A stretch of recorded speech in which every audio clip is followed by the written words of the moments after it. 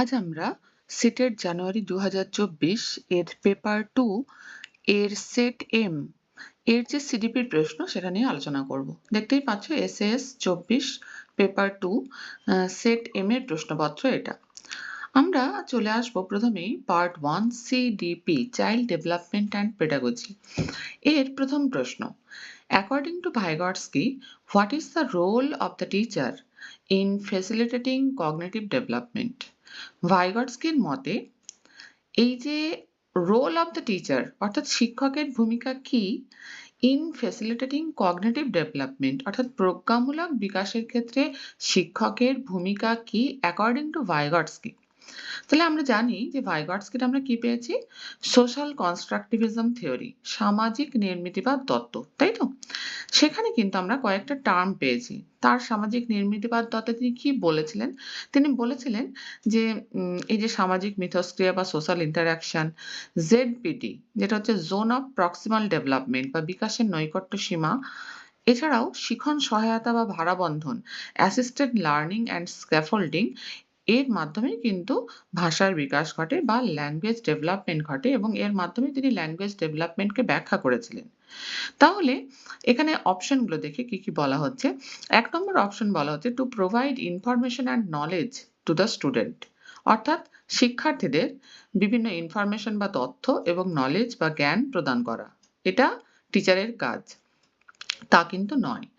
এই যে social constructivism theory, এখানে কনস্ট্রাকটিভিজম যে কথাটা আছে, কনস্ট্রাক্ট করা, এই যে কনস্ট্রাকটিভিজম বা নির্মিতিবাদ বলা হয় এটাকে বাংলায়, এর যে নীতি সেগুলো কি কি বলতো? Principles of constructivism. এখানে বলা হচ্ছে যে নলেজ ইজ কনস্ট্রাক্টেড, মানে জ্ঞান নির্মাণ করবে, বাচ্চারা নিজেই জ্ঞানটাকে কিন্তু নির্মাণ করবে, কারো কাছ থেকে কিন্তু প্যাসিভ লার্নিং তারা নেবে না।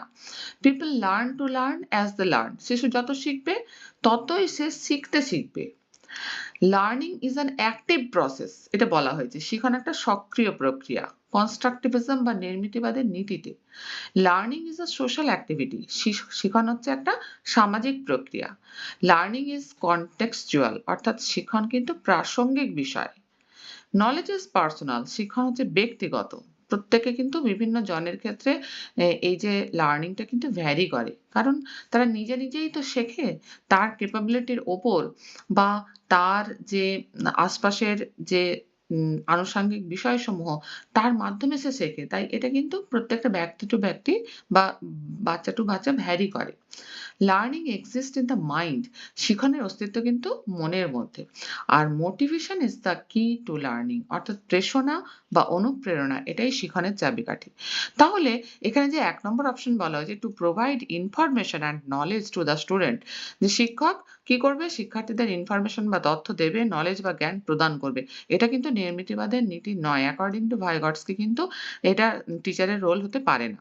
২ হচ্ছে to guide and support the students learning through scaffolding. এই যে স্ক্যাফোল্ডিং কথাটা কিন্তু আমরা ভাইগটস্কির নির্মিতিবাদে পেয়েছি। স্ক্যাফোল্ডিং ব্যাপারটা কি? স্ক্যাফোল্ডিং হচ্ছে ভাড়াবন্ধন বা সহায়তা দান, এটা বাংলায় বলা হয়। অর্থাৎ কোনো একটা শিখন বা সমস্যা সমাধানের জন্য শিশুকে মোর নলেজেবল আদার্স, এটাও কিন্তু আমরা পেয়েছি ভাইগটস্কির তত্ত্বে।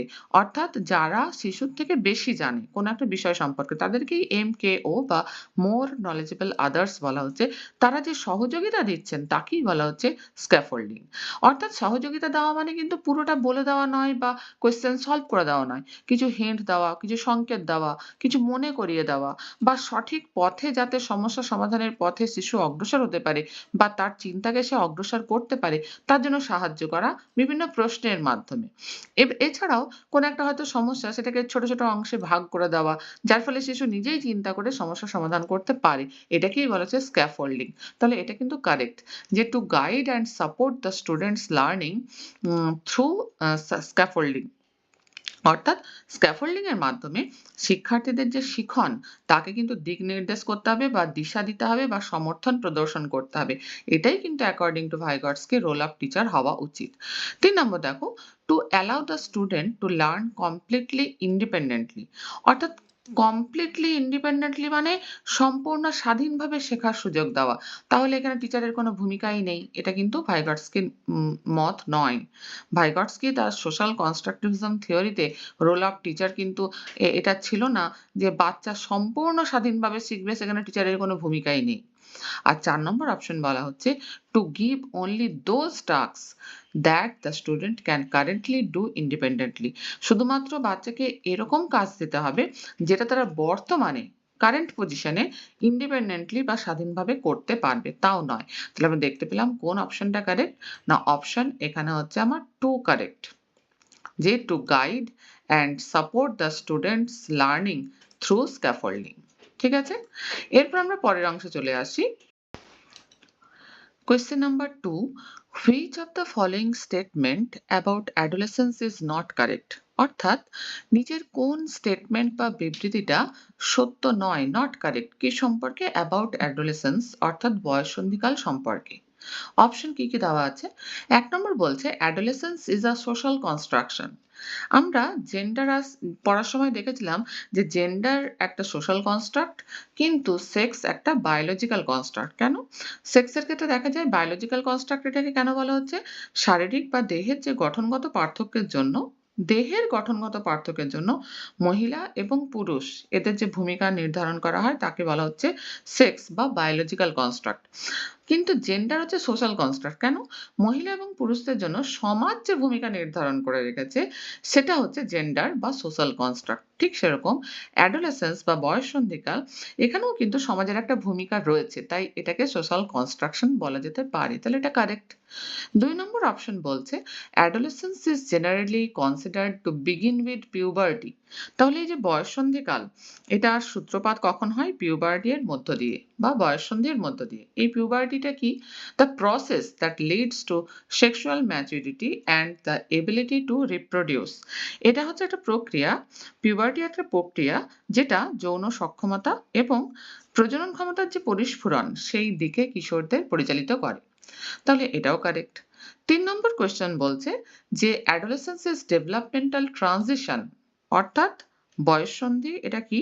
একটা ডেভেলপমেন্টাল ট্রানজিশন বা বিকাশমূলক রূপান্তর কার মধ্যে? বিটুইন চাইল্ডহুড অ্যান্ড অ্যাডাল্টহুড, অর্থাৎ শৈশব এবং প্রাপ্তবয়স্ক এর মধ্যে এক প্রকার বিকাশমূলক রূপান্তর বা ডেভেলপমেন্টাল ট্রানজিশন হচ্ছে adolescence, entailing physical, cognitive and psychosocial changes, যার মধ্যে কি কি থাকে? যার মধ্যে শারীরিক অর্থাৎ ফিজিক্যাল, কগনিটিভ মানে প্রজ্ঞামূলক এবং সাইকোলজিক্যাল চেঞ্জেস অর্থাৎ মনোসামাজিক পরিবর্তন কিন্তু এর সঙ্গে জড়িত থাকে। তাই তো? এই যে বিকাশমূলক রূপান্তর, এখানে কি মানে বিভিন্ন ধরনের রূপান্তরের মধ্যে কি কি থাকে? একটা ফিজিক্যাল বা শারীরিক রূপান্তরের ব্যাপার আসে, কগনিটিভ বা প্রজ্ঞামূলক যে রূপান্তর সে ব্যাপারটা আসে এবং সাইকোসোশ্যাল চেঞ্জেস অর্থাৎ মনোসামাজিক পরিবর্তনও কিন্তু এর সঙ্গে জড়িয়ে থাকে। এটাও কারেক্ট। 4 নম্বর বলছে children across different cultures user in and experience adolescence in a similar manner. তাহলে বিভিন্ন কালচারে কিন্তু সিমিলার ম্যানারে কিন্তু অ্যাডোলেসেন্স এক্সপেরিয়েন্স করে না বাচ্চারা। বিভিন্ন সংস্কৃতির শিশুরা একইভাবে বয়ঃসন্ধিতে প্রবেশ করে এবং একই প্রকার অভিজ্ঞতা অর্জন করে। এটা কিন্তু কারেক্ট নয়। সংস্কৃতির চেঞ্জের সঙ্গে সঙ্গে, যেহেতু এটা সোশ্যাল কনস্ট্রাকশন, সংস্কৃতি চেঞ্জের সঙ্গে সঙ্গে কিন্তু এই এর অভিজ্ঞতাটাও বিভিন্ন হয়। তাহলে আমরা দেখতে পাচ্ছি এখানে নট কারেক্ট কোনটা? না নট কারেক্ট হচ্ছে 4 নম্বর অপশন। এটা কিন্তু অ্যাডোলেসেন্স সম্পর্কে নট কারেক্ট। ঠিক আছে? এরপর আমরা চলে আসি 3 নম্বর প্রশ্নে। Question number 3 বলছে Sujata participates eagerly in a dance competition only because she is interested in winning the first prize of cash. Sujata একটা নাচের প্রতিযোগিতায় আগ্রহ সহকারে অংশগ্রহণ করলো শুধুমাত্র এই কারণে, কি কারণে? যে সে প্রথম পুরস্কারের যে অর্থ সেটা জিততে চায়। তাহলে এই যে ড্যান্স কম্পিটিশনে পার্টিসিপেট করার কারণটা কি? কারণ হচ্ছে she is interested in winning the first prize of cash. প্রথম পুরস্কারের অর্থ জেতাটা হচ্ছে তার মূল উদ্দেশ্য। তাহলে এখানে বলছে Sujata is intrinsically motivated. intrinsically motivated মানে কি? অর্থাৎ এটা হচ্ছে অন্তর্নিহিতভাবে অনুপ্রাণিত। বাইরের কোনো জিনিসের দ্বারা সে অনুপ্রাণিত নয়। মানে এখানে কি হয়? intrinsically motivated মানে হচ্ছে এখানে কিন্তু কোনো একটা কাজ করে একটা পার্সোনাল এনজয়মেন্ট পাওয়া যায়। ঠিক আছে? তো সেটা তো নয় ব্যাপারটা। এখানে কিন্তু ক্যাশ প্রাইজ হচ্ছে ইম্পোর্টেন্ট। তাহলে এটা হবে না ১ নম্বর। ২ হচ্ছে extrinsically motivated এটার মানে হচ্ছে বাহ্যিকভাবে অনুপ্রাণিত। তাহলে বাহ্যিকভাবে কোনো একটা শিশু কিভাবে অনুপ্রাণিত হতে পারে? যে কোনো একটা বাহ্যিক পুরস্কারের দ্বারা অনুপ্রাণিত হচ্ছে বা অন্যের সঙ্গে কারোর সঙ্গে কম্পিটিশন এর একটা ব্যাপার আছে সেজন্য সে কাজটা করছে। অথবা কোনো শাস্তির ভয়ে কাজ করছে। এগুলো হচ্ছে extrinsically motivated। তো আমরা দেখতে পাচ্ছি এখানে সুজাতা কিন্তু প্রাইজ পাওয়ার জন্য কাজটা করছে। ফার্স্ট প্রাইজ জেতার জন্য। তাহলে এখানে কিন্তু extrinsically motivated এটা কারেক্ট হবে। ৩ হচ্ছে mastery oriented learner কথাটার মানে হচ্ছে যে mastery oriented মানে কোনো একটা বিষয়ে দক্ষতা অর্জন করা। মানে একটা বিষয়ে মাস্টার হওয়া। তো সে যে নাচের বিষয়ে যে মাস্টার হতে চাইছে সেরকম কোনো ব্যাপার নেই। সে শুধুমাত্র ক্যাশ প্রাইজ জেতার জন্যই কিন্তু এই ড্যান্স কম্পিটিশন এ eagerly participate করতে চাইছে। তাহলে ৩ নম্বরও হবে না। ৪ হচ্ছে failure avoiding learner অর্থাৎ ব্যর্থতা এড়ানোর জন্য সে কিন্তু কাজটা করছে, তাও নয়। তাহলে আমরা দেখতে পাচ্ছি কোন অপশনটা কারেক্ট হলো? না এখানে আমরা দেখতে পাচ্ছি যে সুজাতা হচ্ছে extrinsically motivated সে কিন্তু বাহ্যিকভাবে অনুপ্রাণিত কারণ সে প্রাইজের জন্য এই ড্যান্স কম্পিটিশন এ অংশগ্রহণ করছে। তাহলে ৩ নম্বর কোয়েশ্চেন এর ২ নম্বর অপশন হচ্ছে কারেক্ট। কোয়েশ্চেন নাম্বার 4 এ চলে আসি। In order to address the individual difference among learners, a teacher should তাহলে কি বলছে? যে individual difference কথাটা ভীষণ গুরুত্বপূর্ণ। মানে হচ্ছে ব্যক্তিগত পার্থক্য। আমরা জানি এই যে আমাদের পৃথিবীর বিভিন্ন এত মানুষের মধ্যে প্রত্যেকটা মানুষ থেকে কিন্তু আলাদা। এটাকেই বলা হচ্ছে ব্যক্তিগত পার্থক্য বা individual difference। তাহলে in order to address the individual difference among learners তাহলে একটা ক্লাসে শ্রেণীকক্ষে যে শিক্ষার্থীরা রয়েছে প্রত্যেকের থেকে আলাদা। প্রত্যেকেই তো নিজস্ব তাদের ব্যাপার-স্যাপার রয়েছে। ২ জন কোনমতেই সেম হতে পারে না। আর টিচার শুড একজন টিচারের এক্ষেত্রে কি করা উচিত? শিক্ষার্থীদের মধ্যে ইন্ডিভিজুয়াল ডিফারেন্স বা ব্যক্তিগত পার্থক্যকে অ্যাড্রেস করার সময় বা সম্বোধন করার সময় একজন টিচারের কি করা উচিত? ১ নম্বর বলছে acknowledge differences as abnormal and kind of deficit abnormal কথাটার মানে হচ্ছে অস্বাভাবিক এবং deficit মানে হচ্ছে এক ধরনের ঘাটতি হিসেবে acknowledge করা উচিত এই যে individual difference কে। ব্যক্তিগত পার্থক্যকে অস্বাভাবিক এবং এক ধরনের ঘাটতি রূপে স্বীকার করা উচিত। এটা কিন্তু কখনোই নয়। individual difference একটা স্বাভাবিক ব্যাপার। ২ নম্বর বলছে be indifferent towards individual differences এই যে ব্যক্তিগত পার্থক্য এর প্রতি তিনি উদাসীন হবেন, indifferent থাকবেন, তাও নয়। ৩ হচ্ছে consider differences as obvious feature এটা হচ্ছে কারেক্ট। যে তিনি এই যে ব্যক্তিগত পার্থক্য এটা একটা obvious feature এটা মানব বৈচিত্র্যের একটা আবশ্যিক বৈশিষ্ট্য of human diversity এত যে human diversity মানুষের যে এত বিভিন্নতা তার মধ্যে একটা obvious feature একটা আবশ্যিক বৈশিষ্ট্য হচ্ছে কি আ এই যে individual difference বা ব্যক্তিগত পার্থক্য তাহলে এটাই হচ্ছে কারেক্ট। আর ৪ নম্বর বলছে যে implement a rigid and uniform curriculum for all learners তাহলে একটা rigid মানে একটা দৃঢ় এবং ইউনিফর্ম কারিকুলাম এক রকমের একটা কারিকুলাম বা পাঠ্যক্রম প্রত্যেকটা বাচ্চার জন্য কিন্তু ইমপ্লিমেন্ট করা বা এটাকে তৈরি করা উচিত। এটা কিন্তু নয়। ব্যক্তিগত পার্থক্য অনুসারে বাচ্চাদের কিন্তু ফ্লেক্সিবিলিটি দিতে হবে। তাহলে a teacher should কি করা উচিত? যে এটাকে একটা obvious feature of human diversity হিসেবে কিন্তু দেখা উচিত। তাহলে আমরা দেখতে পেলাম ৪ নম্বর কোয়েশ্চেনের ৩ নম্বর অপশন হচ্ছে কারেক্ট। এই ব্যক্তিগত পার্থক্য বা individual difference অর্থাৎ প্রত্যেকটা ব্যক্তির থেকে ভিন্ন এর কারণটা কি? এর কারণ হচ্ছে বংশধারা এবং পরিবেশের মধ্যে মিথস্ক্রিয়া। অর্থাৎ যে জিন নিয়ে আমরা এসেছি এবং আমাদের যে পরিবেশ বা environment এর মধ্যে যে interaction তার ফলেই কিন্তু এই individual difference বা ব্যক্তিগত পার্থক্য সৃষ্টি হয়। এটা ২ ধরনের হতে পারে। একটা হচ্ছে অর্জিত এবং আরেকটা হচ্ছে সহজাত।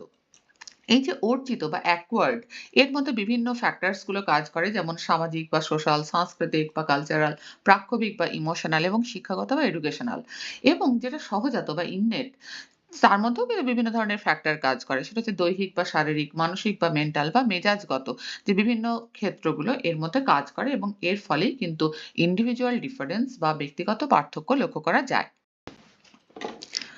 এরপর আমরা কোয়েশ্চেন নাম্বার ৫ এ চলে আসি। ৫ জিন পিয়াজে বিলিভড দ্যাট নলেজ ইজ। জিন পিয়াজে বিশ্বাস করতেন যে নলেজ হলো বা জ্ঞান হলো কি।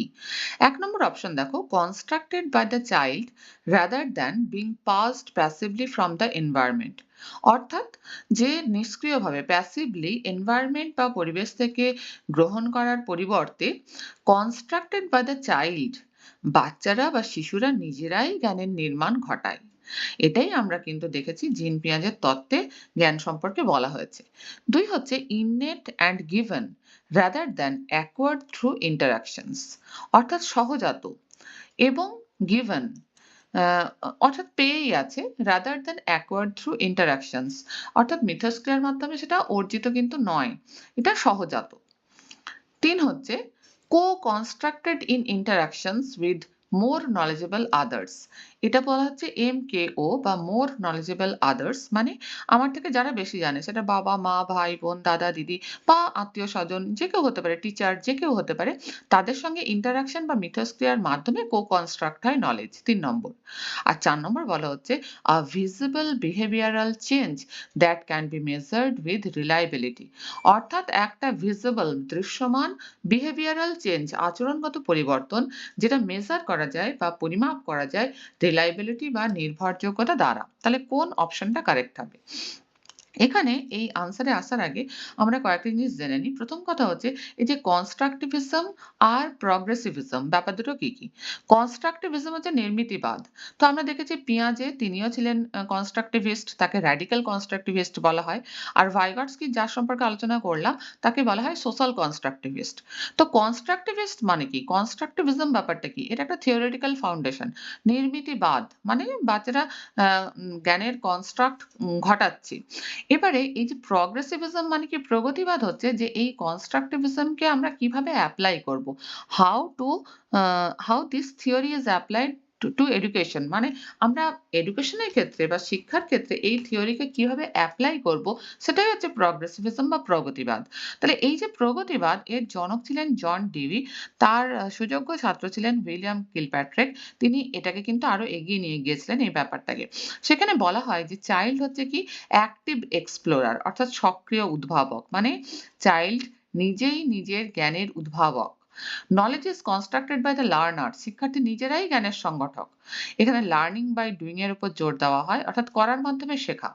এবং টিচারদের প্রয়োজনে কারিকুলাম চেঞ্জের ফ্লেক্সিবিলিটি কিন্তু এই প্রগ্রেসিভ এডুকেশনে বা প্রগ্রেসিভিজমে দেওয়া হয়। ঠিক আছে?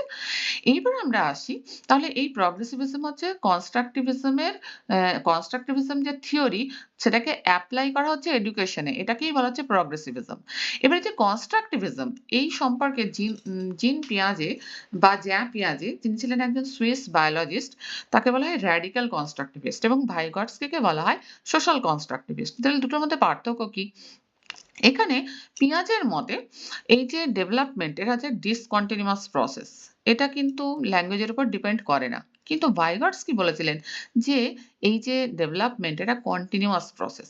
ভাইগটস্কি কিন্তু সোশ্যাল যে ইন্টারাকশনের উপর খুব গুরুত্ব দিয়েছিলেন, কিন্তু পিয়াজে কিন্তু ইন্ডিভিজুয়াল কগনিটিভ গ্রোথের উপর গুরুত্ব দিয়েছিলেন, যে বাচ্চাদের নিজস্ব যে সোশ্যাল ইন্টারাকশনকে তিনি কিন্তু ততটা মান্যতা দেননি তার যে থিওরিতে। এবং তিনি ইগোসেন্ট্রিক যে স্পিচ, মানে বাচ্চারা ছোটবেলায় যে নিজে নিজেই কথা বলে, এটাকে ইগনোর করেছিলেন পিয়াজে। ভাইগটস্কি কিন্তু তার যে প্রাইভেট স্পিচ, ৩ বছরের নিচের যে বাচ্চারা নিজে নিজেই কথা বলে, এটাকে গুরুত্বপূর্ণ বলেছিলেন। এবং ল্যাঙ্গুয়েজ ডেভেলপমেন্টের ক্ষেত্রেও তাদের মতামতের মধ্যে একটা পার্থক্য লক্ষ্য করা গেছিল। পিয়াজে বলেছিলেন থট ডিটারমিনস ল্যাঙ্গুয়েজ, মানে ভাষা কথা বলার আগে চিন্তা এটা আগে আসে, চিন্তা বা থট আগে আসে, তারপরে ল্যাঙ্গুয়েজ আসে। ভাইগটস্কি কিন্তু বলেছিলেন ল্যাঙ্গুয়েজ আগে তৈরি হয়, তারপরে থট বা চিন্তা এর প্রকাশ ঘটে। তাহলে কিছু পার্থক্য লক্ষ্য করা যায়। তো আমাদের কোয়েশ্চেনে যেটা বলেছে জিন পিয়াজে বিলিভ দ্যাট, জিন পিয়াজের মতে। তাহলে জিন পিয়াজের মতে আমরা দেখতে পাচ্ছি জিন পিয়াজে বলেছিলেন children are little scientist and active builder of knowledge. অর্থাৎ বাচ্চারা নিজেরাই হচ্ছে সায়েন্টিস্ট এবং তারা নিজেরাই নিজের জ্ঞানের কিন্তু নির্মাণ ঘটায়। তাহলে আমরা যে ৪ টে অপশন পেলাম, এক হচ্ছে constructed by the child rather than being passed passively from environment. এ নিষ্ক্রিয়ভাবে এই যে environment থেকে passively যে আমাদের knowledge সেটা কিন্তু আসে না। এটা বাচ্চারা নিজেরাই construct করে। তাহলে এই যে ১ নম্বর অপশনটা সেটাই কিন্তু হচ্ছে কারেক্ট। এরপরে আমরা ২ নম্বর যে অপশন দেখেছিলাম ইননেট, সহজাত এবং গিভেন। তাহলে জিন পিয়াজের মতে কিন্তু জ্ঞান কখনোই ইননেট এবং গিভেন নয়। ঠিক আছে? ৩ হচ্ছে co-constructed in interactions with more knowledgeable others. এটা ভাইগটস্কির মতামত। এটা কিন্তু জিন পিয়াজের মতামত নয়। আর a visible behavioral change that can be measured with reliability এটাও নয়। তাহলে ৫ নম্বর কোয়েশ্চেনের কিন্তু ১ নম্বর অপশনটা হচ্ছে কারেক্ট। এটা আমরা পেলাম। যে Jean Piaget believed that knowledge is constructed by the child rather than being passed passively from the environment. এবার আমরা ৬ নম্বর কোয়েশ্চেনে চলে যাই। In a progressive classroom মানে প্রগতিবাদী শ্রেণীকক্ষ। Assessment হলো। Assessment কি? ১ নম্বর বলেছে ডায়নামিক মানে গতিশীল। ২ হচ্ছে অবজেক্টিভ মানে ছোট মানে হ্যাঁ বা নাতে ছোট্ট আনসার দেওয়া সেটা হচ্ছে অবজেক্টিভ। Assessment objective. ৩ হচ্ছে সামেটিভ মানে বিস্তৃতভাবে লেখা বা সমষ্টিগত ইভ্যালুয়েশন। আর ৪ হচ্ছে নরম্যাটিভ মানে আদর্শ মূল্যায়ন। তাহলে প্রগতিবাদী শ্রেণীকক্ষ বা প্রগ্রেসিভ ক্লাসরুমে অ্যাসেসমেন্ট কি রকমের হয়? অ্যাসেসমেন্ট হচ্ছে ডায়নামিক। তাহলে আমরা এখানে দেখতে পাচ্ছি কোন অপশনটা কারেক্ট? না ১ নম্বর অপশন হচ্ছে কারেক্ট।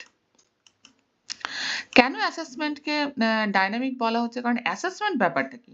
অ্যাসেসমেন্ট হচ্ছে যে কোনো একটা যখন ক্লাসরুম চলছে তখন কোনো একটা কিছু শেখার মাঝেই দেখা হচ্ছে বাচ্চারা সেই ব্যাপারটা কতটা আয়ত্ত করতে শিখেছে।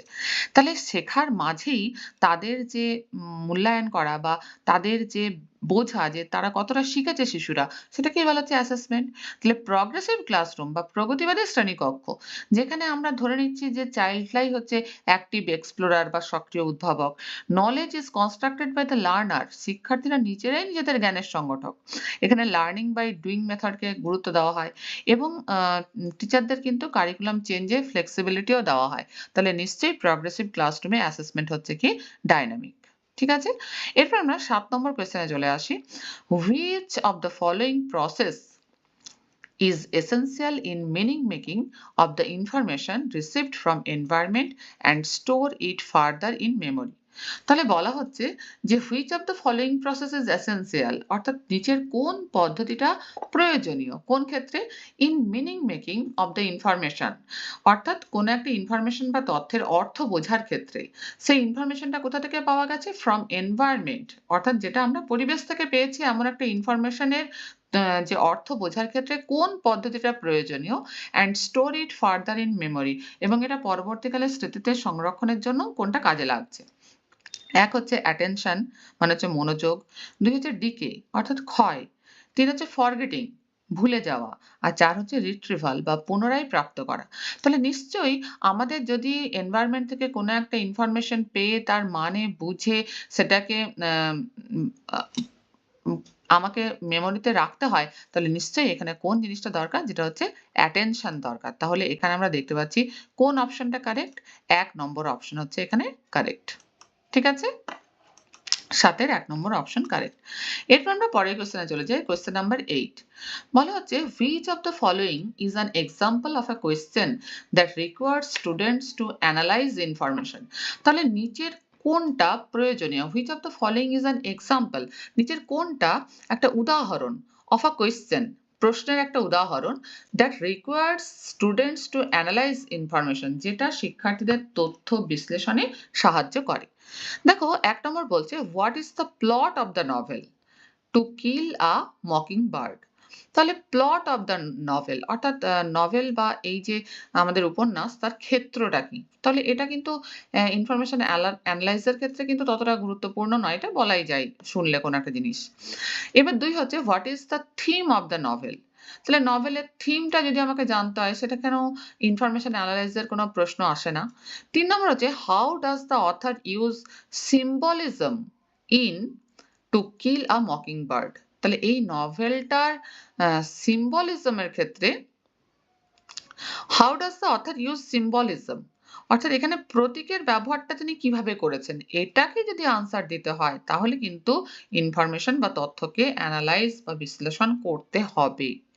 আর 4 নম্বর হচ্ছে who is the protagonist of to kill a mocking bird, তাহলে এই নভেলের প্রোটাগনিস্ট বা নায়ক কে ছিলেন, এখানেও অ্যানালাইজের দরকার নেই। তাহলে দেখতে পাচ্ছি ইনফরমেশন অ্যানালাইজ কোন কোয়েশ্চেনটাতে করতে হচ্ছে, এই 3 নম্বর কোয়েশ্চেনটাতে কিন্তু ইনফরমেশন অ্যানালাইজের একটা ব্যাপার থেকে যাচ্ছে যে how does author use symbolism in to kill a mocking bird, তাহলে এই যে নভেলটার ক্ষেত্রে অথর বা লেখক কিভাবে প্রতীকের ব্যবহার করেছেন, এখানে কিন্তু ইনফরমেশন অ্যানালাইজ করতে হচ্ছে।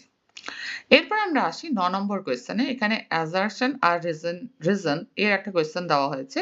কি বলা হচ্ছে, teachers should constantly reflect on their own stereotypes and bias, শিক্ষকদের অনবরত constantly reflect on their own stereotype, stereotype ব্যাপারটা হচ্ছে কি যে কোনো একটা গতানুগতিক যে দৃঢ়মূল ধারণা, যেটা আবদ্ধ হয়ে রয়েছে, যে ধারণাটা আমরা ছোটবেলা থেকে শুনে আসছি, আমরা ধরেই নিয়েছি এটা ঠিক, এটা ভুল বা এটাই হওয়া উচিত, এটাকে স্টেরিওটাইপিক মনোভাব বলা হয়। অ্যান্ড বায়াস, বায়াস হচ্ছে পক্ষপাত, মানে এই যেমন আমরা জেন্ডারের ক্ষেত্রেও পেয়েছি যে বায়াসিক ব্যাপারটা আসে জেন্ডার ভেদে। তাহলে এই স্টিরিওটাইপ এবং বায়াস এই ব্যাপারে শিক্ষকদের অনবরত নিজেদের কিন্তু চিন্তা করতে হবে। Constantly reflect on their own stereotypes and bias, এটা কিন্তু ঠিক। এর রিজন বলেছে কেন, কেন এটা করা উচিত, শিক্ষকদের অনবরত কেন নিজেদের যে দৃঢ়মূল ধারণা এবং যে পক্ষপাত এই বিষয়ে চিন্তা করা উচিত কেন। রিজন হচ্ছে culturally responsive teaching means that teachers are reflective, তাহলে কালচারালি রেসপন্সিভ টিচিং যদি আমাদের দিতে হয়, সাংস্কৃতিকভাবে দায়িত্বশীল শিক্ষক যদি শিক্ষকতা করেন বা তিনি যদি শেখান শিক্ষার্থীদের, তাহলে তাদেরকে কিন্তু চিন্তনশীল হতেই হবে, তাদেরকে রিফ্লেক্টিভ হতেই হবে। Culturally responsive teaching means that teachers are reflective, টিচার্সরা যদি চিন্তাশীল না হয় তাহলে কালচারালি রেসপন্সিভ টিচিং কিন্তু দেওয়া যায় না। তাহলে আমরা দেখতে পাচ্ছি দুটোই কারেক্ট এবং আর রিজনটা কিন্তু correct explanation of A, R is correct explanation of A, তাহলে এখানে কোন অপশনটা কারেক্ট বলো। এখানে আমরা দেখতে পাচ্ছি both A and R are true and R is the correct explanation of A, তাহলে এখানে আমরা দেখতে পাচ্ছি 1 নম্বর অপশনটাই কিন্তু হচ্ছে কারেক্ট, তাহলে 9 এর 1 নম্বর অপশন কারেক্ট। কোয়েশ্চেন নাম্বার 10 এ চলে আসি। The central argument of Carol Gilligan's critique of Kohlberg's theory of moral development is around, তাহলে দেখো এখানে যখনই পেপার 2 এর আনসার করতে হবে না সিডিপির, তখন ডিটেলসে কিন্তু ব্যাপারটা জানতে হবে। তাহলে আমরা অনেকেই কোহেলবার্গস মোরাল ডেভেলপমেন্ট থিওরি জানি, স্টেজগুলো জানি, যে এখানে আমরা দেখতে পাই যে 3টে পর্যায় বা লেভেল থাকে এবং 6টা স্টেজ থাকে।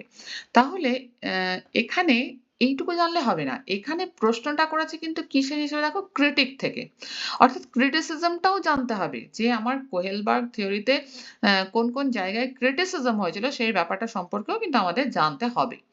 তাহলে 10 নম্বর কোয়েশ্চেনে দ্য সেন্ট্রাল আর্গুমেন্ট মানে মূল যুক্তি of Carol Gilligan's critique, Carol Gilligan's যে সমালোচনা করেছিলেন তার যে মূল যুক্তি কি ছিল of Kohlberg's theory of moral development is around, তাহলে সেটা আমাকে বলতে হবে।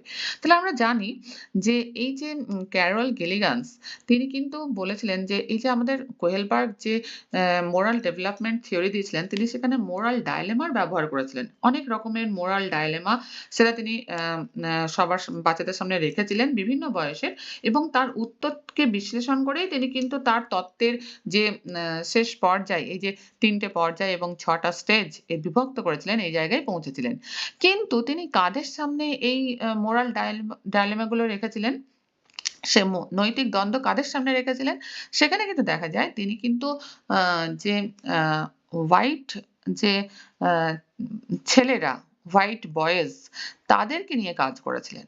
তাহলে এখানে ক্যারল গিলিগানস বলেছিলেন যে এটা কিন্তু শুধুমাত্র এই যে থিওরিটা এটা হচ্ছে অ্যান্ড্রোসেন্ট্রিক, শুধুমাত্র হোয়াইট বয়েজদের নিয়ে তিনি কাজ করেছিলেন, মানে তার তত্ত্বের যে বিশ্লেষণটা ছিল কার উপর ভিত্তি করে, পুরুষ কেন্দ্রিক। এখানে এই যে মোরালিটির যে ম্যাসকুলাইন ভিউ সেটা পাওয়া গিয়েছিল, ম্যাসকুলাইন ভিউ অফ মোরালিটি, কারণ তিনি মেয়েদের নিয়ে কাজই করেননি। হ্যাঁ? এবং তিনি ওয়েস্টার্ন কালচারকে গুরুত্ব দিয়েছিলেন এবং তার এই যে এর ক্রিটিকে বলা হয় কোয়েলবার্গস থিওরির ক্রিটিকে যে তার কিন্তু এই যে ল্যাক অফ এক্সপেরিমেন্টাল এভিডেন্স অর্থাৎ পরীক্ষামূলক প্রমাণের অভাবও ছিল। তাহলে ক্যারল গিলিগানস মূলত যে ব্যাপারটা নিয়ে কথা বলেছিলেন সেটা হচ্ছে এটাই যে দিস থিওরি ইজ অ্যান্ড্রোসেন্ট্রিক। কারণ তিনি শুধুমাত্র হোয়াইট বয়েজদের উপর এই মোরাল ডায়লেমা বা নৈতিক দ্বন্দ্বকে প্রয়োগ করেছিলেন। অর্থাৎ তার তত্ত্বের বিশ্লেষণ হচ্ছে পুরুষ কেন্দ্রিক ছিল। দেখি এবার অপশন। ১ নম্বর অপশন বলছে ethics of care and the feminist perspective. তাহলে এখানে দেখা যাচ্ছে যে এথিক্স অফ কেয়ার এই যে মহিলারা যে যত্নের যে একটা ব্যাপার থাকে এবং তাদের যে পার্সপেক্টিভ তাকে কিন্তু গুরুত্ব দেওয়া হয়নি। ২ হচ্ছে over estimation of children's moral abilities. শিশুদের যে নৈতিক ক্ষমতা তার অতিরিক্ত মূল্যায়ন করা হয়েছিল। ওভার এস্টিমেশন করা হয়েছিল চিলড্রেনসদের মোরাল এবিলিটিস এর। ৩ বলছে use of experimental design in studying children. অর্থাৎ পরীক্ষামূলক যে ডিজাইনের ব্যবহার করেছিলেন শিশুদের অধ্যয়নের ক্ষেত্রে, মানে হচ্ছে স্টাডি করার ক্ষেত্রে চিলড্রেনদের স্টাডি করার ক্ষেত্রে তিনি এক্সপেরিমেন্টাল ডিজাইন ব্যবহার করেছিলেন। আর ৪ হচ্ছে educational implications of the study for school going children. অর্থাৎ যে বাচ্চারা স্কুলে যায় তাদের ক্ষেত্রে educational implications of the study তার যে এই যে তত্ত্ব তার শিক্ষাগত তাৎপর্য সেটা তিনি দেখেছিলেন স্কুল গোয়িং চিলড্রেনদের ওপরে। তাহলে এখানে ক্যারল গিলিগানসের ক্রিটিকে কিন্তু এগুলো কোনোটাই ব্যবহার হয়নি।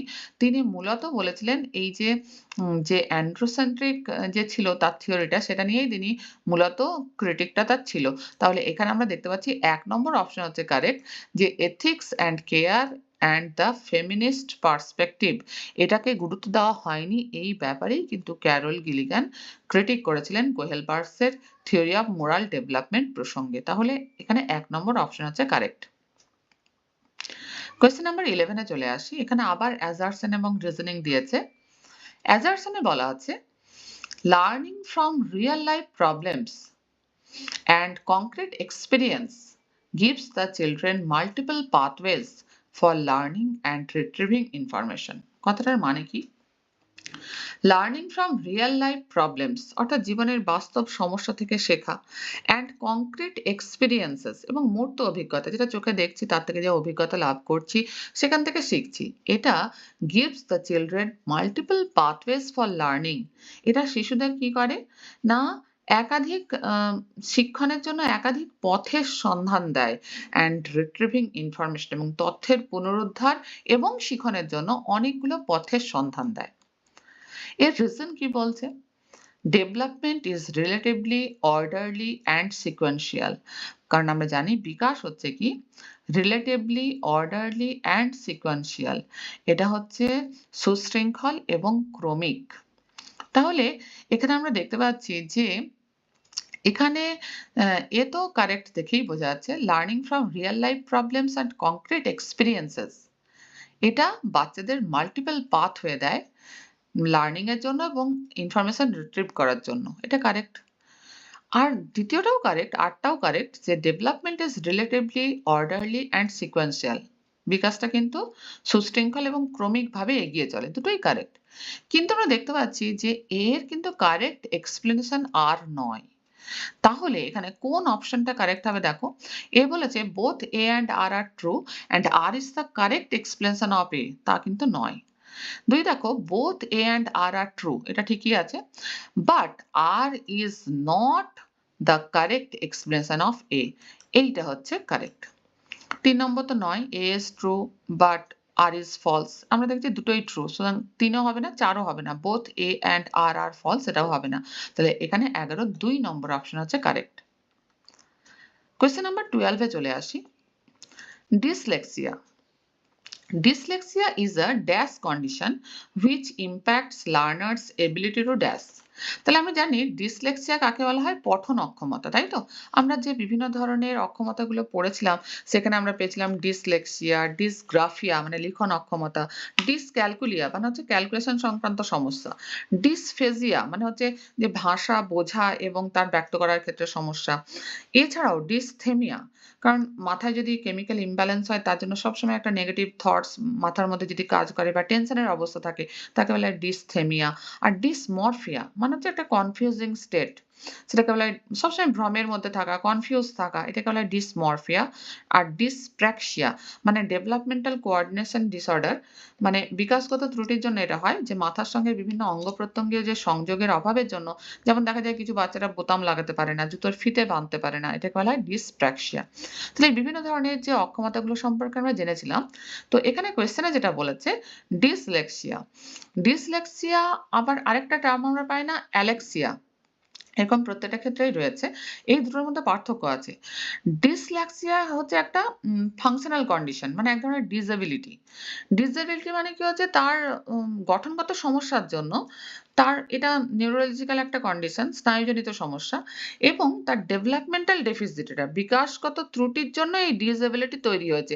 পড়ার ক্ষেত্রে সমস্যা দেখা যাচ্ছে, পঠন অক্ষমতা, বোঝার সমস্যা, আন্ডারস্ট্যান্ডিং লেভেল লো, এটাকে বলা হচ্ছে ডিসলেক্সিয়া। কিন্তু অ্যালেক্সিয়া কাকে বলে? অ্যালেক্সিয়া মানে এটাকে ভাঙলে আমরা পাই অ্যাকুয়ার্ড ডিসলেক্সিয়া। কথাটার মানে কি? যে কোনো একজন ব্যক্তি সে কিন্তু পড়াশোনা সবই করতে পারত, পূর্বে শিক্ষিত ছিল, কিন্তু হঠাৎ কোনো একটা অ্যাক্সিডেন্ট হলো। তার মাথায় চোট লাগলো এবং মাথার একটা অংশের ত্রুটি বা ক্ষতির জন্য তার কিন্তু এখন আর সে আর পড়তে পারছে না। তাহলে এটা একটা বায়োলজিক্যাল কন্ডিশন। অ্যাক্সিডেন্টের জন্য মাথাতে আঘাত লাগার জন্য এই সমস্যাটা তৈরি হয়েছে। তাহলে এটা হচ্ছে বায়োলজিক্যাল কন্ডিশন। ডিসলেক্সিয়া হচ্ছে ফাংশনাল কন্ডিশন। ওটা ডিসএবিলিটি। কিন্তু অ্যালেক্সিয়া হচ্ছে বায়োলজিক্যাল কন্ডিশন। এটাকে বলা হয় ইম্পেয়ারমেন্ট। এটাকে বলা হচ্ছে অ্যাকোয়ার্ড ডিসলেক্সিয়া বা অ্যালেক্সিয়া। ঠিক আছে? বোঝা গেছে? এবার আমরা কোয়েশ্চেনে আসি। Dyslexia is a dash condition. তাহলে আমরা দেখতে পেলাম এটা কি কন্ডিশন? এটা হচ্ছে কিন্তু নিউরোলজিক্যাল কন্ডিশন, ইমোশনাল কন্ডিশন নয়। নিউরোলজিক্যাল কন্ডিশন, সাইকোলজিক্যালও নয়, ফিজিওলজিক্যাল তাও নয়, আর সেন্সরিও নয়। ঠিক আছে?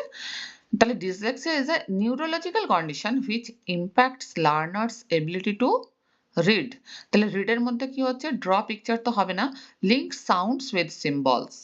sounds এর সঙ্গে symbols কে যদি লিংক করতে না পারে সে কিন্তু পড়তেও পারবে না, তাই তো? তাহলে এখানে আমরা দেখতে পাচ্ছি 12 নম্বর কোয়েশ্চেনের 2 নম্বর অপশন হচ্ছে কারেক্ট।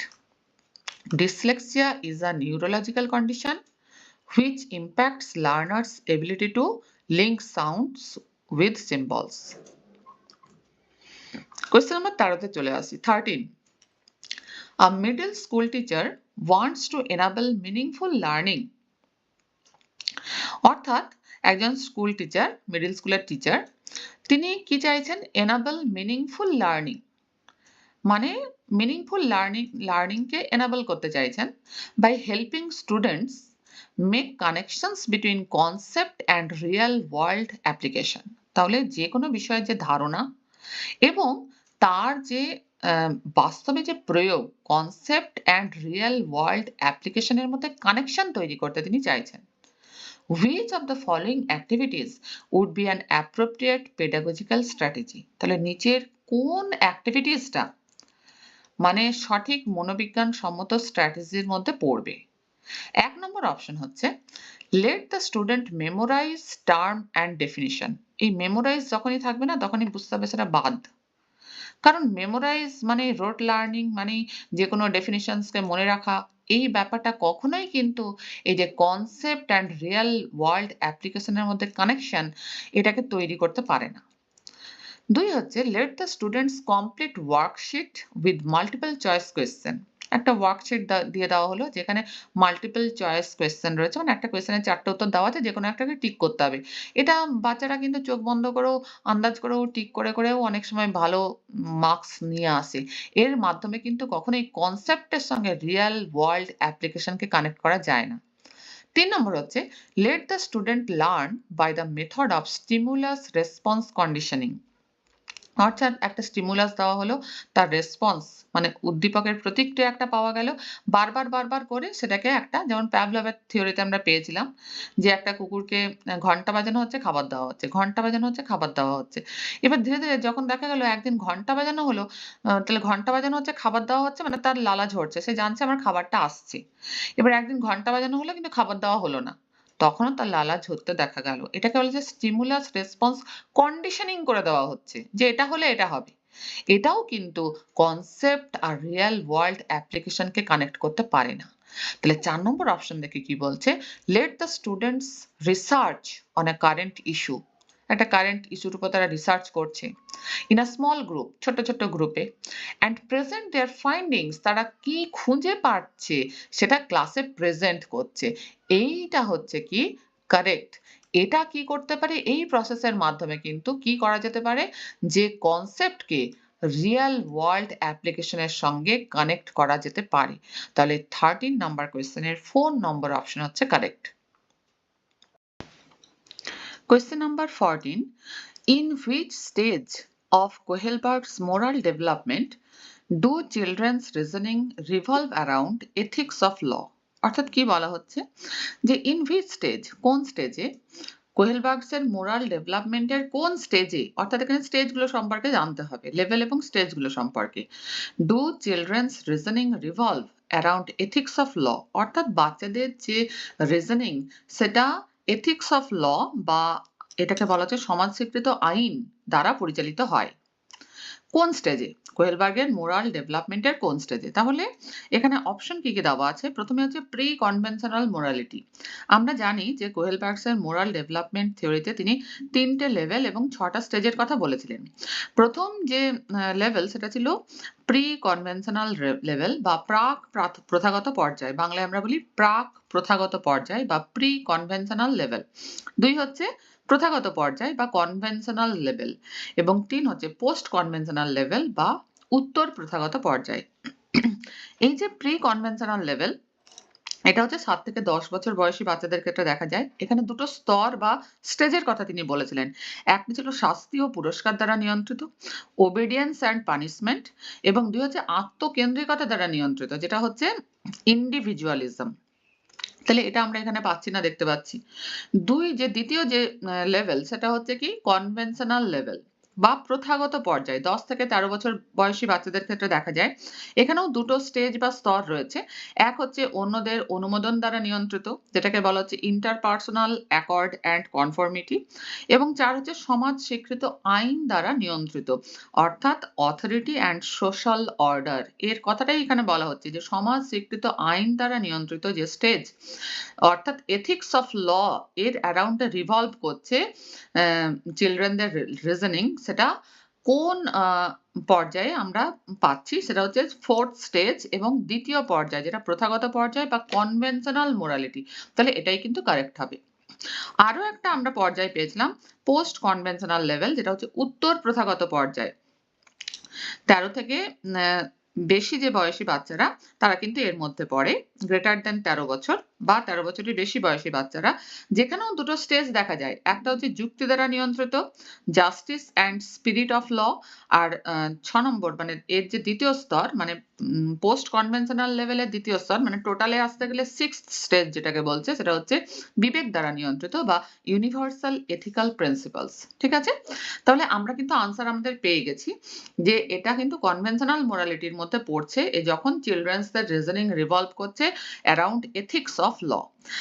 আরো কিছু যে অপশন রয়েছে, 3 নম্বর অপশন হেটেরোনোমাস মোরালিটি এবং অটোনোমাস মোরালিটি।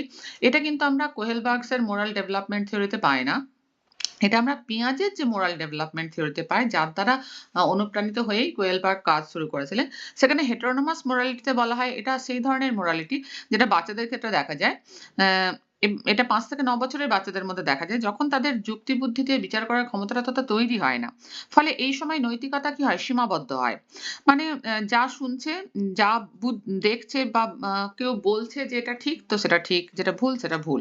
বাহ্যিক নিয়ন্ত্রণ দ্বারা মোরালিটি নির্ধারিত হয়। মানে এখানে বাবা মা, আত্মীয় স্বজন, গুরুজনরা বা এই যে ঈশ্বর, তারা কিন্তু বেশ ভালো প্রভাব বিস্তার করে বাচ্চাদের মোরালিটির ওপর। আদেশ নির্ভর নৈতিকতা এই সময় দেখা যায়, মানে বড়রা যা বলে সেটাই তারা বোঝে যে ভালো তো ভালো, খারাপ তো খারাপ। এবং এই সময় মনে করে হেটেরোনোমাস মোরালিটির ক্ষেত্রে দেখা যায় যে বাচ্চারা মনে করে যে কাজ ভালো করলে তার ভালো ফল পাওয়া যাবে, কাজ খারাপ করলে খারাপ ফল পাওয়া যাবে, এবং খারাপ ফলের কিন্তু শাস্তির পরিমাণ বেশ ভালো রকম হওয়া উচিত বলে তারা মনে করে। আর শাস্তির পরিমাণ বেশি মানেই সেটা তত খারাপ কাজ।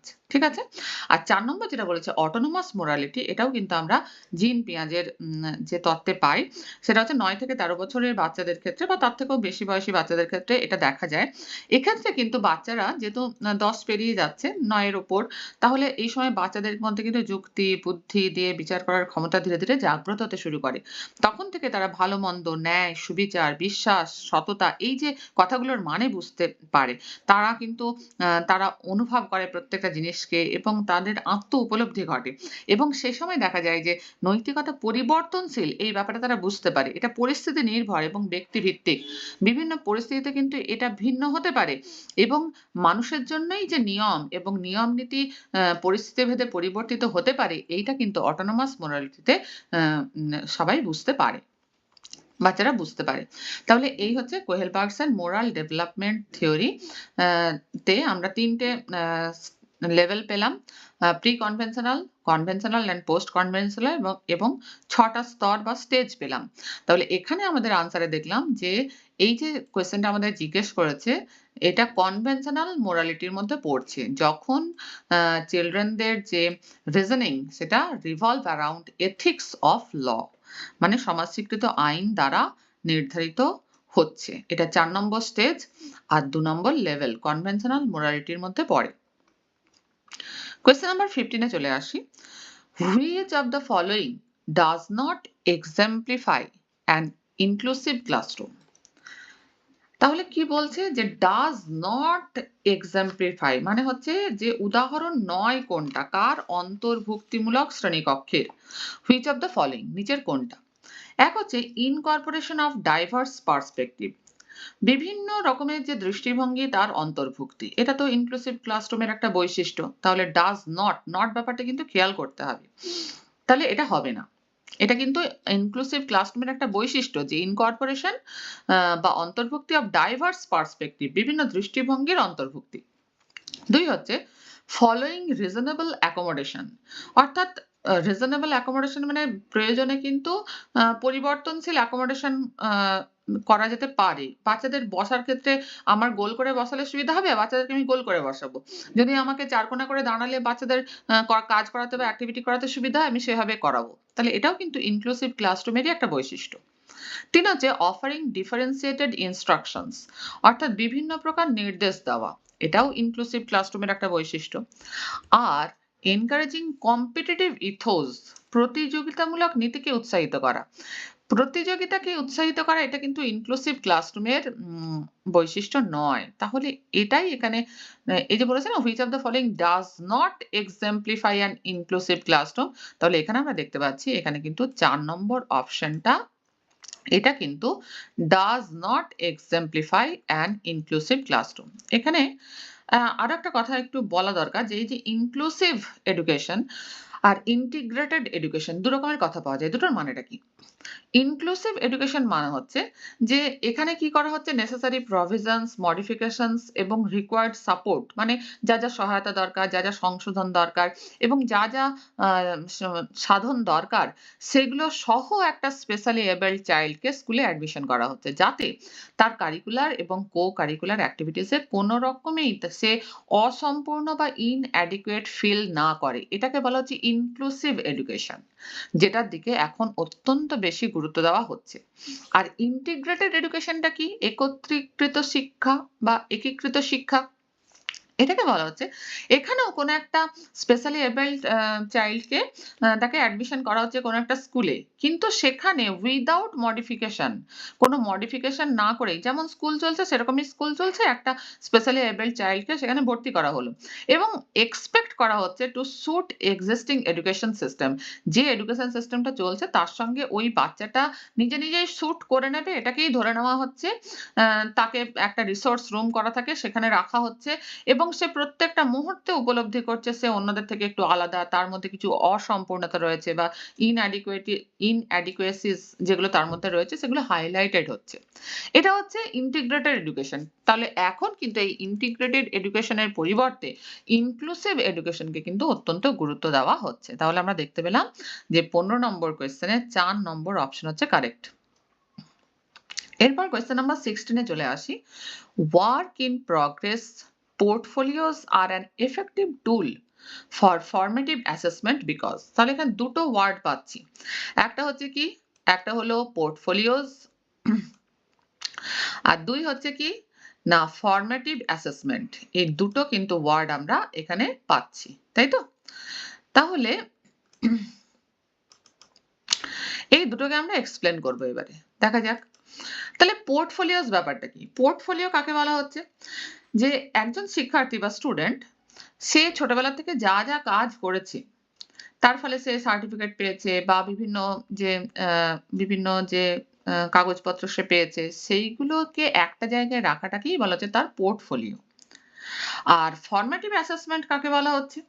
অ্যাসেসমেন্ট কাকে বলা হচ্ছে? অ্যাসেসমেন্ট হচ্ছে যে যখন লার্নিং প্রসেস চলছে তখন ওই লার্নিং প্রসেসের মাঝেই বাচ্চারা কতটা শিখলো সেটাকে বিচার করা বা পরিমাপ করার যে প্রক্রিয়া তাকেই বলা হচ্ছে কি অ্যাসেসমেন্ট। ঠিক আছে? তাহলে এবার কোয়েশ্চেনে আসি। Work in progress portfolios are an effective tool. এই যে পোর্টফোলিওটা বলছে একটা এফেক্টিভ টুল বা জিনিস ফর ফরমেটিভ অ্যাসেসমেন্ট বিকজ কারণ কি? কারণ হচ্ছে they involve students in the process of assessment. তারা কি করে? এই প্রসেস অফ অ্যাসেসমেন্টে স্টুডেন্টদেরকে ইনভলভ করতে পারে। ঠিক আছে, নিশ্চয়ই। পোর্টফোলিও মানে কি? তার কাজের সমাহার ওখানে রয়েছে। তাহলে সে পর পর কি সমস্ত কাজ করে এসেছে সেটা আমি ওখান থেকে পাচ্ছি। তাহলে আমার ফরমেটিভ অ্যাসেসমেন্ট এ সাহায্য হচ্ছে। পোর্টফোলিও সাহায্য করছে সেখানে। ঠিকই আছে ১ নম্বর, এ নম্বর। বি হচ্ছে they offer insights about the progress of individual student. Portfolio মানে তার বহু কালের প্রথম থেকে কাজের সমাহার। সে কি করেছে, তার ডেভেলপমেন্টাল প্রসেসে সে কি করেছে এতদিন সেটাই হচ্ছে পোর্টফোলিও তো। তাহলে সেটা একটা ইনসাইট অফার করছে তার প্রগ্রেস, ইন্ডিভিজুয়াল স্টুডেন্টের প্রগ্রেস পরিমাপের ক্ষেত্রে। তাহলে এটাও কারেক্ট। সি হচ্ছে they focus mainly in the presentation of the final product. একেবারেই নয়। ফাইনাল প্রোডাক্ট মানে একেবারে শেষে সে যেটা করেছে তার উপর ফোকাস করছে। তাহলে পোর্টফোলিওর কি দরকার? পোর্টফোলিও তো মানে তো হচ্ছে তার প্রথম থেকে শেষ পর্যন্ত সমস্ত কাজের সমাহার। তাই তো? সমস্ত কাজের যে সার্টিফিকেট, যে কাগজপত্র, যে এভিডেন্স, তার যে বিশেষ কাজের যে দলিল সেগুলো সমাহার। তাহলে সি কিন্তু কারেক্ট নয়। ডি হচ্ছে they offer tangible evidence of students learning. অর্থাৎ ট্যানজিবল এভিডেন্স মানে শিখনের যে বাস্তব প্রমাণ সেটা কিন্তু অফার করছে পোর্টফোলিও স্টুডেন্টস লার্নিং এর ক্ষেত্রে। তাহলে এটাও কারেক্ট। তাহলে আমরা দেখতে পাচ্ছি এ, বি আর ডি তিনটেই কারেক্ট। তাহলে কোন অপশনটা কারেক্ট হলো? এখানে আমরা দেখতে পাচ্ছি ৪ নম্বর অপশন হচ্ছে কারেক্ট। যে পোর্টফোলিও একটা এফেক্টিভ টুল ফরমেটিভ অ্যাসেসমেন্টের ক্ষেত্রে কারণ they involve students in the process of assessment, they offer insights about the progress of individual student এবং they offer tangible evidence of students learning.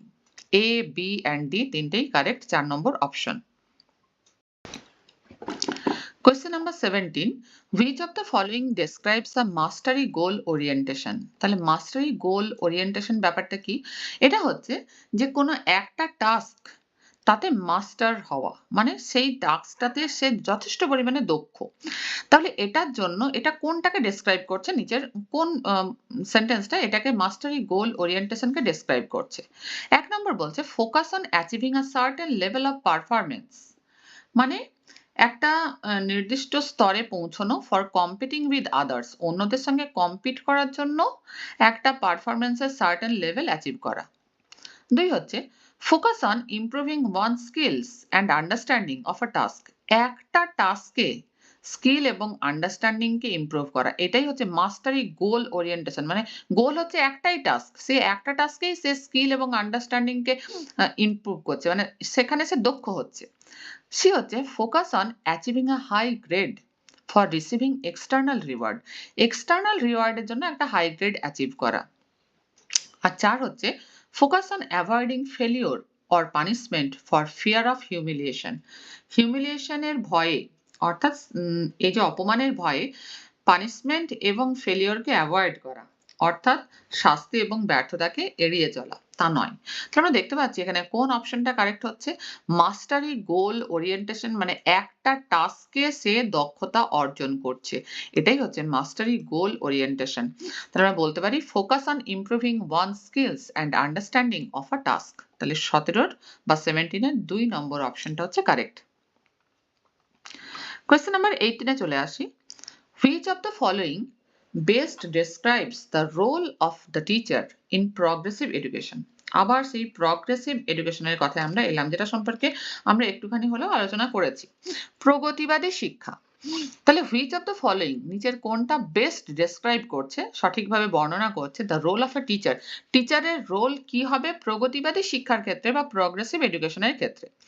এক নম্বর বলছে the teacher is the primary source of knowledge and authority in the classroom. একেবারেই নয়। Progressive education বা প্রগতিবাদী শিক্ষা, এটা সম্পর্কে আমরা জানলাম। এখানে বলা হচ্ছে যে বাচ্চারা করে শিখবে, লার্নিং বাই ডুইং মেথডকে এখানে কিন্তু গুরুত্ব দেওয়া হচ্ছে। এই যে কনস্ট্রাকটিভিজম বা নির্মিতিবাদ, তার প্রয়োগটাই হচ্ছে কি আমার এই প্রগ্রেসিভ এডুকেশন, যেটা সম্পর্কে আমরা ডিটেলসে আলোচনা করলাম কিছুক্ষণ আগে। যে প্রগ্রেসিভ এডুকেশনে কিন্তু লার্নিং বাই ডুইং, বাচ্চারা নিজেরাই শিখবে, নিজেরাই করবে, নিজেরাই দেখবে, এই ব্যাপারটাকে যথেষ্ট পরিমাণে কিন্তু গুরুত্ব দেওয়া হয়। প্রগতিবাদের জনক বলা হয় জন ডিউইকে। উইলিয়াম কিলপ্যাট্রিক তার সুযোগ্য ছাত্র। এখানে বলা হয় চাইল্ড হচ্ছে অ্যাক্টিভ এক্সপ্লোরার, সক্রিয় উদ্ভাবক। Knowledge is constructed by the learner, শিক্ষার্থীরা নিজেরাই নিজের জ্ঞানের সংগঠক।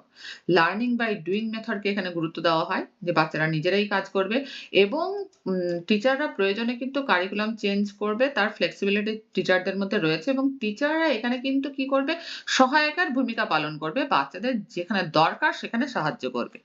তাহলে এবার আমরা কোয়েশ্চেনে চলে আসি যে তাহলে এক নম্বর অপশন একেবারেই কারেক্ট নয়, দেখেই বুঝতে পারছি যে টিচার হচ্ছে primary source of knowledge and authority, তা নয়। এখানে বাচ্চারা হচ্ছে মেন, যারা নিজেরা করবে, নিজেরা শিখবে, নিজেরা এক্সপ্লোর করবে, নিজেরা এক্সপেরিমেন্ট করবে এবং নিজেরা শিখবে। দুই হচ্ছে the teacher provides diverse materials for children to experiment and provide scaffolding as and when required. এইটা হচ্ছে কারেক্ট। যে টিচাররা কি করবে, ডাইভার্স মেটেরিয়াল প্রোভাইড করবে, তাদের যা বিভিন্ন ধরনের জিনিসপত্র প্রোভাইড করবে যাতে তারা এক্সপেরিমেন্ট করতে পারে এবং প্রোভাইড স্ক্যাফোল্ডিং, টিচাররা কি করবে, স্ক্যাফোল্ডিং প্রদান করবে, ভারবন্ধন বা সহায়তা দান, যেটা আমরা বললাম যে কোনো একটা জিনিসকে তাদেরকে মুখস্থ করানো নয়, তাদেরকে তার জ্ঞানের ভান্ডারকে বৃদ্ধি করার জন্য প্রচুর জ্ঞান দেওয়া নয়। স্ক্যাফোল্ডিং মানে হচ্ছে কোনো একটা সমস্যার সমাধানের জন্য হিন্ট দেওয়া, সমস্যাকে ছোট ছোট টুকরোয় ভাঙা, সমস্যা সমাধানের ক্ষেত্রে তার চিন্তাকে একটা সূত্রে গ্রথিত করার জন্য তাকে বিভিন্ন ধরনের ছোট্ট ছোট্ট প্রশ্ন করা, প্রয়োজনে সামান্য পরিমাণে তাকে হিন্ট দেওয়া বা সাহায্য করা, এটাকে বলা হয় স্ক্যাফোল্ডিং। তাহলে এইটাই হচ্ছে প্রগ্রেসিভ এডুকেশনে একজন টিচারের কিন্তু কি দায়িত্ব, রোল অফ আ টিচার। ঠিক আছে, আমি আগেই রাইট দিলাম, বাকি অপশনগুলো একবার দেখে নিই যে কি কি বলেছে। 3 নম্বর অপশন বলছে যে the teacher is responsible for ensuring strict adherence to curriculum standards. কথাটার মানেটা কি? মানে হচ্ছে যে পাঠ্যক্রমের মান কঠোরভাবে মানার জন্য রেসপন্সিবল হবে টিচাররা, তা কিন্তু নয়। এখানে কিন্তু ফ্লেক্সিবিলিটি রয়েছে। টিচাররা প্রয়োজনে তাদের কারিকুলাম হোক, তাদের বিভিন্ন রকমের যে অ্যামিউনিশন বা বিভিন্ন ধরনের ব্যবস্থাপনাকে ফ্লেক্সিবলি চেঞ্জ করতে পারে। তাহলে এটা নয় কারেক্ট। 4 নম্বর হচ্ছে the teacher let's the children learn independently, মানে স্বাধীনভাবে বাচ্চাদের শিখতে দেবে and does not interfere in their learning, এবং তাদের লার্নিং এ কোনো হস্তক্ষেপই করবে না। তাহলে টিচারের ভূমিকাটাই কি? টিচারকে তো স্ক্যাফোল্ডিং দিতে হবে। তাহলে আমরা দেখতে পেলাম 18 নম্বর কোয়েশ্চেনের 2 নম্বর অপশন হচ্ছে কারেক্ট। কোয়েশ্চেন নাম্বার 19 এ চলে আসি। asking critical questions such as, তাহলে ক্রিটিক্যাল কোয়েশ্চেন প্রশ্ন করা হচ্ছে, যেমন how much and in what ways are various gender represented in textbook and media. যে how much and in what ways, কতটা এবং কি কি উপায়ে, various genders represented in textbook and media, textbook এবং মিডিয়াতে বিভিন্ন জেন্ডারকে represent করা হয়। তাহলে এটা উড এনকারেজ, এটা বাচ্চাদের কি করতে সাহায্য করবে? এক হচ্ছে কোয়েশ্চেনিং জেন্ডার স্টিরিওটাইপ, 2 হচ্ছে স্ট্রেংথেনিং জেন্ডার কনস্ট্যান্সি, 3 হচ্ছে রিএনফোর্সিং জেন্ডার আইডেন্টিটি, আর 4 হচ্ছে ডিসকারেজিং জেন্ডার রোল ফ্লেক্সিবিলিটি। মানেগুলো কি? জেন্ডার স্টেরিওটাইপ মানে হচ্ছে যে এই যে জেন্ডার বা লিঙ্গ সম্পর্কে আমাদের যে দৃঢ়মূল ধারণা, মেয়েরা সে নম্রভাবে থাকবে, কিচেন সামলাবে, আর্টস নিয়ে পড়বে, টিচার বা নার্স হবে, সে উইক হবে, দুর্বল হবে, এটাই হচ্ছে জেন্ডার স্টিরিওটাইপিক মতবাদ। এটাকেই বলা হয় জেন্ডার স্টিরিওটাইপ। জেন্ডার কনস্ট্যান্সি কাকে বলা হচ্ছে? এটা 6 থেকে 7 বছর বয়সে বাচ্চাদের মধ্যে তৈরি হয়। তারা এই সময় বুঝতে পারে যে যদি বাইরের অ্যাপিয়ারেন্স চেঞ্জ করা হয় তা সত্ত্বেও কিন্তু তার জেন্ডার চেঞ্জ হয় না। এটা 6 থেকে 7 বছর বয়সে বাচ্চারা বুঝতে পারে। জেন্ডার আইডেন্টিটি বলতে কি বোঝানো হচ্ছে? এটা 2 থেকে 3 বছর বয়সে বাচ্চারা বুঝতে পারে যে তার জেন্ডার সম্পর্কে তার ধারণা হয় যে আমি ছেলে বা আমি মেয়ে। এটাকে বলা হচ্ছে জেন্ডার আইডেন্টিটি। আর জেন্ডার রোল ফ্লেক্সিবিলিটি মানে হচ্ছে যে সমাজ স্বীকৃত কিছু নিয়ম অনুসারে জেন্ডারের নিজস্ব জেন্ডারের কিছু না কিছু রোল রয়েছে সমাজে। তার যে ফ্লেক্সিবিলিটি মানে কি? আজকাল যেমন হয়েছে মেয়েরাও এটা করতে পারে। আগে ভাবা হতো মেয়েরা এরোপ্লেন চালাতে পারে না। এখন মেয়েরা পারে এরোপ্লেন চালাতে, তাই তো? ছেলেরা রান্না করতে পারে না। এখন ছেলেরাও মাঝে মধ্যে হাত লাগায় রান্নাঘরে। তাহলে এটাকে বলে ফ্লেক্সিবিলিটি। এটাকে ডিসকারেজ করা। মানে এটা করা উচিত নয়। এরকম একটা মনোভাব নিয়ে আসা। তাহলে কোন আনসারটা কারেক্ট হবে? যে how much and in what ways are various gender represented in textbook and media would encourage, এই ক্রিটিক্যাল কোয়েশ্চেনটা বাচ্চাদের মনে কোন প্রশ্নের উদয় করে বা কি ভাবতে এনকারেজ করে? Questioning gender stereotype. কারণ তারা যা দেখছে সেগুলো সোশ্যাল নর্মস মেনেই মোটামুটি টেক্সটবুক এবং মিডিয়াতে সেগুলোকে শো করা হচ্ছে। তাহলে এর মাধ্যমে তাদের মনে প্রশ্ন জাগে যে কেন এটা শুধু মেয়েদেরই কাজ? কেন এটা শুধু ছেলেদেরই কাজ? বা মেয়েরা শুধু এটাই কেন করবে? ছেলেরা কেন এটাই শুধু করবে? তাহলে এটা questioning gender stereotype, এই আনসারটাই কিন্তু কারেক্ট। কোয়েশ্চেন নাম্বার 20 তে চলে আসি। অ্যাকর্ডিং টু জিন পিয়াজে বা Jean পিয়াজে, the ability to use symbols such as letting the letter X stand for an unknown numeral develops during dash and enables the children to learn dash. আচ্ছা, কোয়েশ্চেনটা পড়ে যেটুকু বোঝা গেল যে এখানে ব্যাপারটা হচ্ছে যে এই যে বলছে না letting the letter X stand for an unknown numeral, অর্থাৎ বীজগণিতের যে প্রাথমিক ধারণা আমরা দেখেছি ক্লাস 6 থেকে মোটামুটি এই ধারণাগুলো দেওয়া শুরু হয় যে দূরে গরু চড়ছে, কতগুলো গরু চড়ছে দূর থেকে বোঝা যাচ্ছে না, আমরা ধরে নিলাম এক্সটা গরু চড়ছে, এরপরে একটা সমস্যাকে তৈরি করে সমাধান করলাম। তাহলে যে বিমূর্ত ধারণা এখানে কিন্তু আসছে, এটা মূর্ত নয়, এটা letter x, letting the letter X stand for an unknown numeral, এটা বিমূর্ত ধারণা। তাহলে বিমূর্ত ধারণা কিন্তু আমরা জানি শুরু হয় কোন স্তরে? যৌক্তিক সক্রিয়তা স্তর বা ফর্মাল অপারেশনাল স্টেজে। জিন পিয়াজের যে স্তরগুলো সেটা নিশ্চয়ই মনে আছে। 4 টা স্তরে তিনি কগনিটিভ ডেভেলপমেন্টের 4 টে স্তরের কথা বলেছিলেন। একটা হচ্ছে কি সংবেদন সঞ্চালনমূলক স্তর বা এটাকে বলা হয় সেন্সরি মোটর স্টেজ 0 থেকে 2 বছর। তারপরে প্রি কনভেনশনাল স্টেজ যেটা হচ্ছে আমার 2 থেকে 6 বছর। যেটা হচ্ছে প্রাক সক্রিয়তা স্তর। তারপর হচ্ছে কি কংক্রিট অপারেশনাল স্টেজ বা মূর্ত সক্রিয়তা স্তর যেটা হচ্ছে 7 থেকে 11 বছর। আর 11 থেকে পরের স্টেজটা হচ্ছে 11 বছরের পর 11 থেকে 17 বছর বা 18 বছর, এটা হচ্ছে ফর্মাল অপারেশনাল স্টেজ বা যৌক্তিক সক্রিয়তা স্তর। তাহলে এই যে বিমূর্ত ধারণার সূত্রপাত কখন হচ্ছে? যৌক্তিক সক্রিয়তা স্তরে হচ্ছে। তাহলে এখানে যে অপশনগুলো দেওয়া আছে, প্রথমে যে কংক্রিট অপারেশনাল স্টেজ বা মূর্ত সক্রিয়তা স্তর যেখানে বিমূর্ত বস্তু সম্পর্কে ধারণা বাচ্চাদের আসে না। 2 হচ্ছে কংক্রিট অপারেশনাল স্টেজ, এটাও হবে না। 3 হচ্ছে ফর্মাল অপারেশনাল স্টেজ, যৌক্তিক সক্রিয়তা স্তর যেখানে বিমূর্ত ধারণা সম্পর্কে তাদের ধীরে ধীরে কনসেপ্ট শুরু হয়। 4 হচ্ছে ফর্মাল অপারেশনাল স্টেজ। স্যার আমরা দেখতে পাচ্ছি 3 বা 4 এর মধ্যেই আনসার হবে। এবারে তাহলে প্রথম আনসারটা পেয়ে গেলাম। অ্যাকর্ডিং টু জিন পিয়াজে, the ability to use symbols such as letting the letter X stand for an unknown numeral develops during, এটা হচ্ছে formal operational stage and enables the children to learn, কি হবে এটা? Algebra and calculus. কারণ এখানেই কিন্তু আমরা দেখতে পাই যে এই যে আমাদের বিমূর্ত ধারণা X এর ধারণা দেওয়া হয়। কনজারভেশন অ্যান্ড সেরিয়েশন কেন হবে না? আমরা জানি কনজারভেশন মানে সংরক্ষণ এবং সেরিয়েশন মানে ক্রমপর্যায়। এটা কংক্রিট অপারেশনাল স্টেজের দুটো বৈশিষ্ট্য বা ক্যারেক্টারিস্টিক্স, তাই তো? তাহলে এখানে আনসার কোনটা হবে? আনসার হবে formal operational stage and algebra and calculus. ঠিক আছে? Question number 21. Alok shows the following behaviors. অলোকের কিন্তু নিম্নলিখিত যে ব্যবহারগুলো দেখা যাচ্ছে কি? holds head in an awkward position. মাথাটা যেন খুব ধরে থাকে দু হাত দিয়ে when reading, যখন পড়ছে। squinting and rubbing the eye frequently. ঘন ঘন চোখ ঘষে। redness or swelling of eyes. মানে চোখের মধ্যে তার লাল লাল ভাব বা ফোলা ফোলা ভাব লক্ষ্য করা যায়। confusing letters অর্থাৎ বর্ণগুলো বা লেটারগুলো ঠিকঠাক করে সে বুঝতে পারে না, কনফিউজ হয়ে যায়। These can be symptoms of potential. তাহলে এগুলো কিসের symptoms হতে পারে? এক হচ্ছে visual problems, দুই হচ্ছে language comprehension problems, তিন হচ্ছে autistic spectrum disorder বা ASD এবং চার হচ্ছে communication disorder. তাহলে এখানে আমরা দেখতে পাচ্ছি যে এখানে কোন অপশনটা কারেক্ট হবে? যে ঘন ঘন সে চোখ ঘষছে।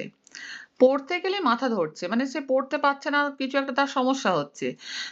চোখের মধ্যে কিন্তু লাল লাল ভাব বা ফোলা ফোলা ভাব লক্ষ্য করা যাচ্ছে। মানে চোখ সংক্রান্ত সমস্যার জন্যই তার পড়তে অসুবিধা হচ্ছে। তাহলে এখানে আমরা পরিষ্কার বুঝতে পারছি যে এটা কোন ধরনের প্রবলেম? Visual problems. তাহলে চোখের কিছু সমস্যা হচ্ছে বলেই কিন্তু তার এই সমস্ত সমস্যাগুলো সৃষ্টি হচ্ছে। ল্যাঙ্গুয়েজ কম্প্রিহেনশন প্রবলেম মানে হচ্ছে ভাষা অনুধাবন এবং ব্যক্ত করার ক্ষেত্রে সমস্যা, যেটাকে আমরা ডিসফেজিয়া বলি। অটিস্টিক স্পেকট্রাম ডিসঅর্ডার হচ্ছে যে শিশুর যে জন্ম মুহূর্ত বা তার আগে বা পরে মস্তিষ্কের বিকাশ যদি সঠিক মাত্রায় না হয়, মানে মাথার বিকাশ ঠিকঠাক হয়নি, সেটা মূলত বংশগত কারণেই হয়, তাহলে কিন্তু সামাজিক যে যোগাযোগের ক্ষেত্রে বিভিন্ন সমস্যা তৈরি হয় এবং শিশু নিজেকে প্রকাশ করতে পারে না। এটাকে বলা হয় অটিস্টিক স্পেকট্রাম ডিসঅর্ডার। আর কমিউনিকেশন ডিসঅর্ডার মানে হচ্ছে কমিউনিকেট করতে সমস্যা সমাজের অন্যান্য মানুষদের সঙ্গে। তাহলে এখানে কিন্তু 21 এর 1 নম্বর অপশন হচ্ছে কারেক্ট। কোয়েশ্চেন নাম্বার 22 তে চলে আসি। এখানে আবার কিন্তু অ্যাসারশন আর রিজনিং দেওয়া আছে। 22 বলছে in an inclusive classroom adaptation should be made in learning goals, pedagogical strategies as well as assessment. তার মানে in an inclusive classroom একটা অন্তর্ভুক্তিমূলক শ্রেণীকক্ষে adaptations বা অভিযোজন should be made in কোথায় কোথায় একটু চেঞ্জেস করা যেতে পারে?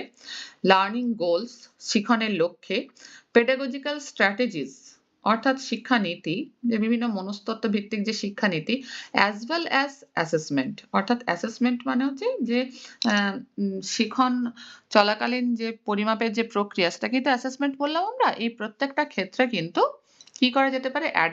অ্যাডাপ্টেশনস শুড বি মেড। তাহলে এটা কারেক্ট, ইনক্লুসিভ ক্লাসরুমে কিন্তু এটা হয়। রিজন কি দিয়েছে? The philosophy of inclusion advocates elimination of all individual differences through pedagogical approaches and assessment. তাহলে এখানে হচ্ছে the philosophy of inclusion, এটা অ্যাডভোকেট করে কাকে?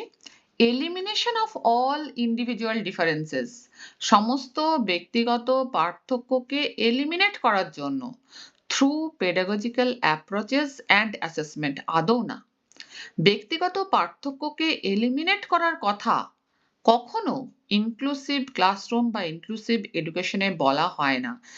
সেখানে এটাকে একটা স্বাভাবিক ব্যাপার বলে ধরে নেওয়া হয় যে অবভিয়াস প্রসেস হচ্ছে ইন্ডিভিজুয়াল ডিফারেন্স। তাহলে আর কিন্তু কারেক্ট নয়। তাহলে A is correct but R is not correct. দেখি আমরা কোন অপশনে আছে। এতে বলা আছে both A and R are true, না। দুইতে both A and R are true নয়। তিনে হচ্ছে A is true but R is false. এই অপশনটা কিন্তু হবে কারেক্ট অপশন। 4 নম্বরে both A and R are false, সেটাও নয়। তাহলে 22 নম্বর কোয়েশ্চেনের 3 নম্বর অপশন হচ্ছে কারেক্ট। কোয়েশ্চেন নাম্বার 23 তে চলে আসি। According to Lev Vygotsky, children benefit from the experience of interacting with dash while working dash their zone of proximal development. আমরা এটা সম্পর্কে আগেও অনেকবারই আলোচনা করলাম। জোন অফ প্রক্সিমাল ডেভেলপমেন্ট বলতে কি বোঝানো হচ্ছে যে বাচ্চারা এখন শিখনের যে অবস্থায় রয়েছে এবং সম্ভাব্য সে যত দূর এগোতে পারে তার মাঝের গ্যাপটাকেই বলা হচ্ছে ZPD বা জোন অফ প্রক্সিমাল ডেভেলপমেন্ট। এই সময় তার কি লাগে? স্ক্যাফোল্ডিং লাগে, ভারাবন্ধন বা সহায়তা দান, মানে হিন্টস দিয়ে তাকে সাহায্য করবে বা সমস্যা সমাধানের ক্ষেত্রে তাকে চিন্তা করতে, বিভিন্ন রকম সমস্যাকে ছোট ছোট অংশে ভেঙে তাকে সেটা সলভ করতে সাহায্য করার জন্য কাকে লাগছে? মোর নলেজেবল আদার্স বা যারা সেই বিষয়ে তার থেকে বেশি জানে, বাবা মা ভাই বোন শিক্ষক যে কেউ হতে পারে সেটা, তাদের লাগছে। তাহলে এখানে কোয়েশ্চেনটা এবার আরেকবার দেখি যে অপশনগুলো কি কি দেওয়া আছে। অ্যাকর্ডিং টু লেভ ভাইগটস্কির মতে চিলড্রেন উপকৃত হয় from the experience of interacting with, কাদের সঙ্গে ইন্টারাকশন বা মিথস্ক্রিয়ার যে অভিজ্ঞতার দ্বারা তারা উপকৃত হয়? উইথ, এক নম্বর আছে মোর নলেজেবল আদার্স, দুইতেও আছে মোর নলেজেবল আদার্স, তিন হচ্ছে দ্য ফিজিক্যাল এনভায়রনমেন্ট, চার হচ্ছে দ্য ফিজিক্যাল এনভায়রনমেন্ট। তাহলে ফিজিক্যাল এনভায়রনমেন্টের সঙ্গে ইন্টারাক্টিং না করে মোর নলেজেবল আদার্স এর সঙ্গে ইন্টারাকশনের যে এক্সপিরিয়েন্সে তারা বেনিফিট পায় লেভ ভাইগটস্কির মতে, ভাইগটস্কির মত অনুসারে। তাহলে এখানে উইথ মোর নলেজেবল আদার্স হবে, মানে 1 আর 2 এর মধ্যে যে কোনো একটা correct. while working dash their zone of proximal development, while working within or just outside, তাহলে জাস্ট আউটসাইড যদি হয়, জোন অফ প্রক্সিমাল ডেভেলপমেন্টের আউটসাইড যদি হয়, তাহলে কিন্তু সেখানে দেখা যায় যে তারা চেষ্টা করেও হিন্ট দিয়েও সেই পর্যন্ত পৌঁছতে পারে না, তারা হতাশ হয়ে যায়, ব্যর্থ হয়ে যায়। তাহলে যদি জোন অফ প্রক্সিমাল ডেভেলপমেন্টের মধ্যে যদি থাকে সমস্যার যে কাঠিন্য, তাহলে কিন্তু এটা মোর নলেজেবল আদার্স এর সঙ্গে ইন্টারাকশনের এক্সপিরিয়েন্সের মাধ্যমে সে বেনিফিট পায়। তাহলে এখানে আমরা স্বভাবতই বুঝতে পারছি কোন অপশনটা কারেক্ট হবে। 1 নম্বর অপশন এখানে কিন্তু কারেক্ট হবে। যে according to Lev Vygotsky, children benefit from the experience of interacting with more knowledgeable others while working within their zone of proximal development. ঠিক আছে? তাহলে এখানে 1 নম্বর অপশন কারেক্ট। Question number 24 এ চলে আসি আমরা। A teacher notices that one of her students is highly distractible and has trouble paying attention during class. তাহলে একজন teacher লক্ষ্য করলেন, কি লক্ষ্য করলেন? যে একজন তার স্টুডেন্টদের মধ্যে একজন is highly distractible, মানে সে বারবার কিন্তু অন্যমনস্ক হয়ে যায়, and has trouble paying attention during class. ক্লাসে কিন্তু সে কোনো মতেই attention দিতে পারে না, মানে attention deficit এর প্রবলেম রয়েছে, সে বারবার কিন্তু অন্যমনস্ক হয়। Which of the following strategies would is an effective strategy in helping the student stay focused? তাহলে স্টুডেন্টকে ফোকাসড করার জন্য বা তার অ্যাটেনশনটাকে কিন্তু কনসেন্ট্রেট করার জন্য নিম্নলিখিত কোন উপায়টা শিশুটিকে সাহায্য করবে? তাহলে আমাদের কাজ হচ্ছে সাহায্য করা, শাস্তি দেওয়া নয়, তাকে খুব বকাঝকা করা নয়, তাকে সাহায্য করা। তাহলে নিচের কোন স্ট্র্যাটেজিটা সাহায্য করবে? অপশন দেখি। 1 নম্বর, giving the student repeated task to do during class. তাকে যদি রিপিটেড টাস্ক দেওয়া হয়, কাজের পর কাজ, কাজের পর কাজ, যে বাচ্চাটা অ্যাটেনশন দিতেই পারছে না, তাহলে সেটা তার পক্ষে ভীষণ কষ্টকর। এতে তার কোনো উপকার তো হবেই না, বরং অপকার হওয়ার সম্ভাবনা বেশি। তাহলে 1 নম্বর হবে না। 2 দেখি, strictly telling the student to increase their attention span. আমরা বলে দিলাম, যে টিচার বলে দিল স্ট্রিক্টলি, খুব কঠিনভাবে কঠোরভাবে বলা হলো, তুমি কিন্তু তোমার অ্যাটেনশন স্প্যানটাকে বাড়াও। এটা বললে কি বাচ্চা করতে পারবে? সম্ভব না তার পক্ষে, তাই তো? সে যদি পারতো তাহলে সে অন্যমনস্ক হতোই কেন? 3 হচ্ছে giving a timer to student for self regulation and time management. তাহলে তাকে যে সেলফ রেগুলেশন, নিজেকে যে রেগুলেট করা এবং টাইম ম্যানেজমেন্ট, সময় ব্যবস্থাপনার জন্য তাকে একটা টাইমার দেওয়া, মানে তাকে বলা যে তুমি কি করো, তুমি 10 মিনিট চেষ্টা করো যে একটা জায়গায় অ্যাটেনশন দিতে। 10 মিনিট পর তুমি আবার অন্য কিছু করে আবার বসো, কিছুক্ষণ পর আবার 10 মিনিট অ্যাটেনশন দাও। যখন দেখবে 10 মিনিট অ্যাটেনশন দিতে পারছো, তারপর এটাকে বাড়াও, সময়টাকে বাড়াও। তুমি 15 মিনিট কোনো একটা কাজে কন্টিনিউয়াস লেগে থাকার চেষ্টা করো। তাহলে এইভাবে সে যদি চেষ্টা করে, ধীরে ধীরে তার কিন্তু অ্যাটেনশন স্প্যান বাড়বে। তাহলে এটা কিন্তু হেল্পফুল তার ক্ষেত্রে, এই 3 নম্বর অপশন। 4 নম্বর বলছে কলিং দ্য পেরেন্টস মা বাবাকে ডাকা and taking strict disciplinary action ওরে বাবা কঠোর শাস্তিমূলক ব্যবস্থা নেওয়া against the student। তো কঠোর শাস্তিমূলক ব্যবস্থা নেওয়ার কোনো ব্যাপার এখানে নেই। এখানে বাচ্চাদের রেগুলেট করা, তাকে বোঝানো, তাকে এমন কিছু উপায় তাকে দেওয়া যাতে সে তার যে সমস্যাটাকে ওভারকাম করতে পারবে এটাই কিন্তু একজন টিচারের লক্ষ্য হওয়া উচিত। তাহলে এখানে আমরা দেখতে পাচ্ছি ২৪ এর ৩ নম্বর অপশনটা হচ্ছে কারেক্ট। 24 নাম্বার কোয়েশ্চেনের 3 অপশন হচ্ছে কারেক্ট যে কোন একটা বাচ্চা প্রচন্ড অন্যমনস্ক তাকে সাহায্য করা যাতে সে তার এই যে কনসেনট্রেশনটাকে বাড়াতে পারে তার জন্য তাকে একটা টাইমার দিতে হবে সেলফ রেগুলেশন এবং টাইম ম্যানেজমেন্টের জন্য। ঠিক আছে? কোয়েশ্চেন নাম্বার 25 আবার অ্যাজারসন এবং রিজনের কোয়েশ্চেন। অ্যাজারসন কি বলছে? Students are more likely to do well and stay in school মানে বাচ্চারা ভালো করে এবং স্কুলে আসে প্রত্যেকদিন স্কুলে থাকে if they have emotional attachment to their school যদি স্কুলের সঙ্গে তার একটা ইমোশনাল অ্যাটাচমেন্ট মানে একটা মানসিক যোগাযোগ বা একটা আবেগের বাঁধন তৈরি হয় স্কুল তার ভালো লাগে and believe that they matter এবং তার মনে হয় যে আমি স্কুলে একটা গুরুত্বপূর্ণ মানে আমার প্রয়োজন আছে আমি এখানে একটা গুরুত্বপূর্ণ স্থান দখল করে আছি আমার কাছে স্কুল গুরুত্বপূর্ণ স্কুলের কাছে আমি গুরুত্বপূর্ণ এই একটা ইমোশনাল অ্যাটাচমেন্ট তৈরি হলে কিন্তু বাচ্চারা দেখা যায় যে পড়াশোনায় ভালো করে এবং স্কুলে আসে স্কুলে থাকে। রিজন বলছে emotions play a significant role in learning তাহলে এই যে আবেগ এটা কিন্তু শিখনে একটা গুরুত্বপূর্ণ ভূমিকা পালন করে তাহলে আমরা দেখতে পাচ্ছি এ তো নিশ্চয়ই সত্যি বিও সত্যি এবং বিটা আরটা হচ্ছে কারেক্ট এক্সপ্লেনেশন অফ এ তাহলে এখানে অ্যাজারশনও কারেক্ট রিজনও কারেক্ট এবং রিজনটা হচ্ছে অ্যাজারশনের কারেক্ট রিজন তাহলে আমরা এখানে মানে both A and R are correct মানে true and R is the correct explanation of A তাহলে এখানে আমরা দেখি কোথায় এটা রয়েছে ১ নম্বর অপশনে both A and R are true and R is the correct explanation of A তাহলে 25 এর ১ নম্বর অপশন হচ্ছে correct. Question number 26. Which of the following is a core principle of constructivist learning theory?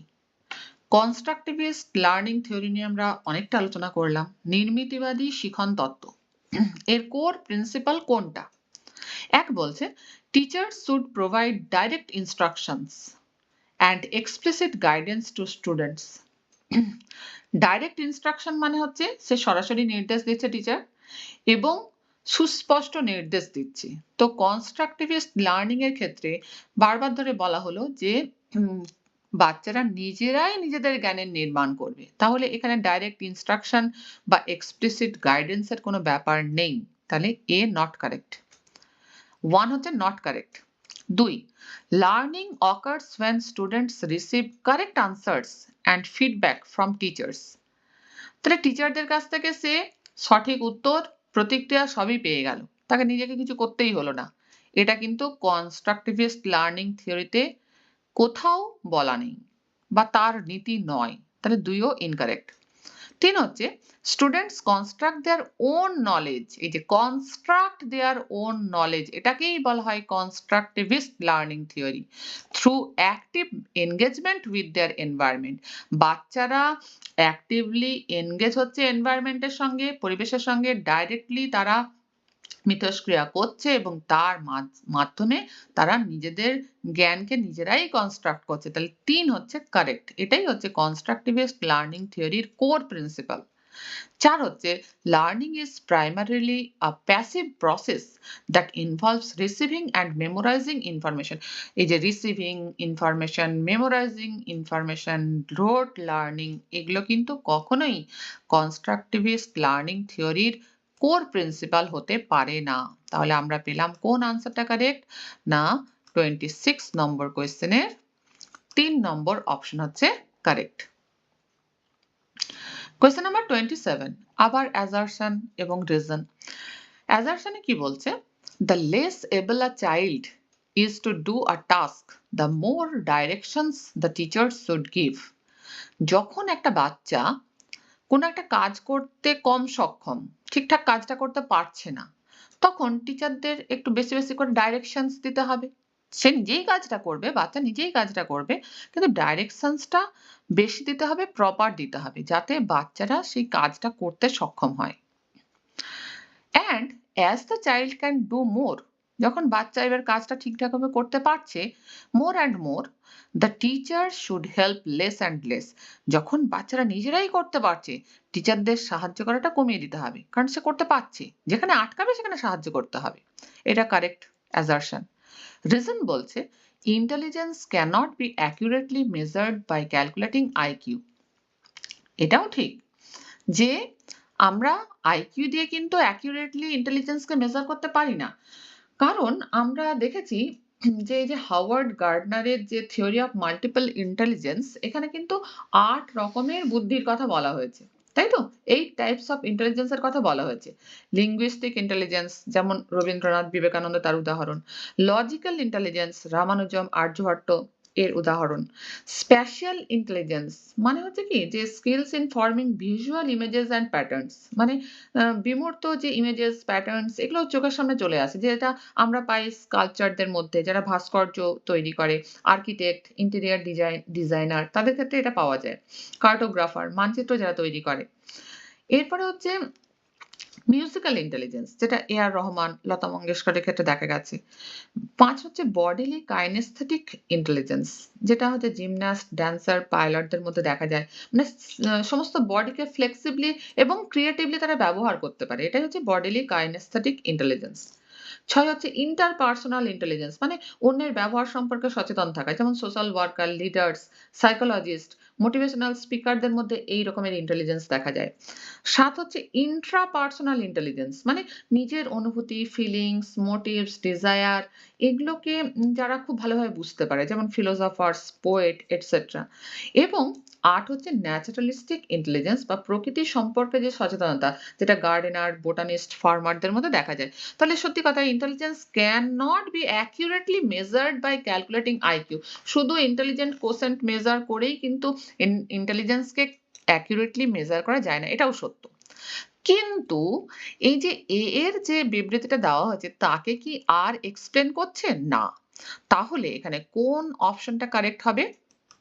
১ নম্বরে বলছে both A and R are true, সেটা ঠিকই, and R is the correct explanation of A, এটা কিন্তু ঠিক নয়। ২ নম্বরে বলা হচ্ছে যে both A and R are true but R is not the correct explanation of A, তাহলে এটাই কিন্তু কারেক্ট আনসার। ৩ নম্বর বলছে A is true but R is false, তা নয়, আমরা দেখলাম দুটোই ট্রু। আর ৪ নম্বর বলছে both A and R are false, সেটাও নয়, তাহলে 27 ২ নম্বর অপশন হচ্ছে correct. Question number 28. Which of the following characterize the process of socialization? নিচের কোনটা এক সামাজিকীকরণের একটা ক্যারেক্টারিস্টিক্স, সোশ্যালাইজেশনের একটা ক্যারেক্টারিস্টিক্স বা সামাজিকীকরণের একটা বৈশিষ্ট্য? এ হচ্ছে it is a linear process, এটা একটা সরল রৈখিক প্রক্রিয়া। সামাজিকীকরণ কখনো সরল রৈখিক প্রক্রিয়া হতে পারে না বা লিনিয়ার প্রসেস হতে পারে না। It is a complex process, এটা একটা কমপ্লেক্স প্রসেস বা জটিল প্রক্রিয়া, এটা ঠিক। সে হচ্ছে it is a multi dimensional process, এটাও ঠিক, কারণ সামাজিকীকরণের মধ্যে বহু জিনিস রয়েছে, তাই তো? আত্মীয় স্বজন, স্কুল, চারপাশের সবকিছু, তাহলে এটা একটা মাল্টি ডাইমেনশনাল প্রসেস বা বহুমুখী প্রক্রিয়া, এটাও ঠিক। ডি হচ্ছে ইট tax place uniquely in different cultures, বিভিন্ন সংস্কৃতিতে কিন্তু দেখা যায় এটা কিন্তু নিজের নিজের মতন করে ঘটে, সংস্কৃতি ভেদে কিন্তু সোশ্যালাইজেশনের যে একটা ডিফারেন্স লক্ষ্য করা যায়। তাহলে আমরা দেখতে পাচ্ছি শুধুমাত্র এ কারেক্ট নয়, বি, সি, ডি তিনটেই কারেক্ট। তাহলে কোন অপশনটা কারেক্ট হবে বলো? এখানে কিন্তু দেখা যাচ্ছে ৩ নম্বর অপশন হচ্ছে correct, B, C and D. তাহলে 28 এর ৩ নম্বর অপশন হলো কারেক্ট। কোয়েশ্চেন নাম্বার 29 এ চলে আসি, এখানেও আরেকটা অ্যাসারশন এবং রিজনিং এর কোয়েশ্চেন দিয়েছে। There is no objectively definable moment when a child enters middle childhood or adolescence, তাহলে কি বলছে? যে এখানে সেরকম কোনো অবজেক্টিভলি ডিফাইনেবল মোমেন্ট নেই, যে আমরা বলতে পারি না এই আজকেই সে অ্যাডোলেসেন্সে ঢুকে গেল, এরকম কি আমরা বলতে পারি? বা ও এত তারিখে অ্যাডোলেসেন্সে ঢুকলো, এরকম বলা যায় না। কোনো অবজেক্টিভলি ডিফাইনেবল মোমেন্ট কিন্তু নেই এই যে অ্যাডোলেসেন্সে এন্টার করার ক্ষেত্রে বাচ্চাদের। তাহলে এটা ঠিক। রিজন বলছে development is continuous in nature. Development বা বিকাশ এটা হচ্ছে কি প্রকৃতির একটা অবিচ্ছিন্ন প্রক্রিয়া, এটাও correct.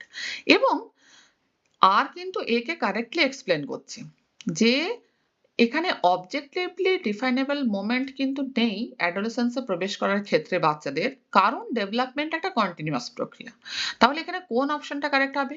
Both A and R true and R is the correct explanation of A.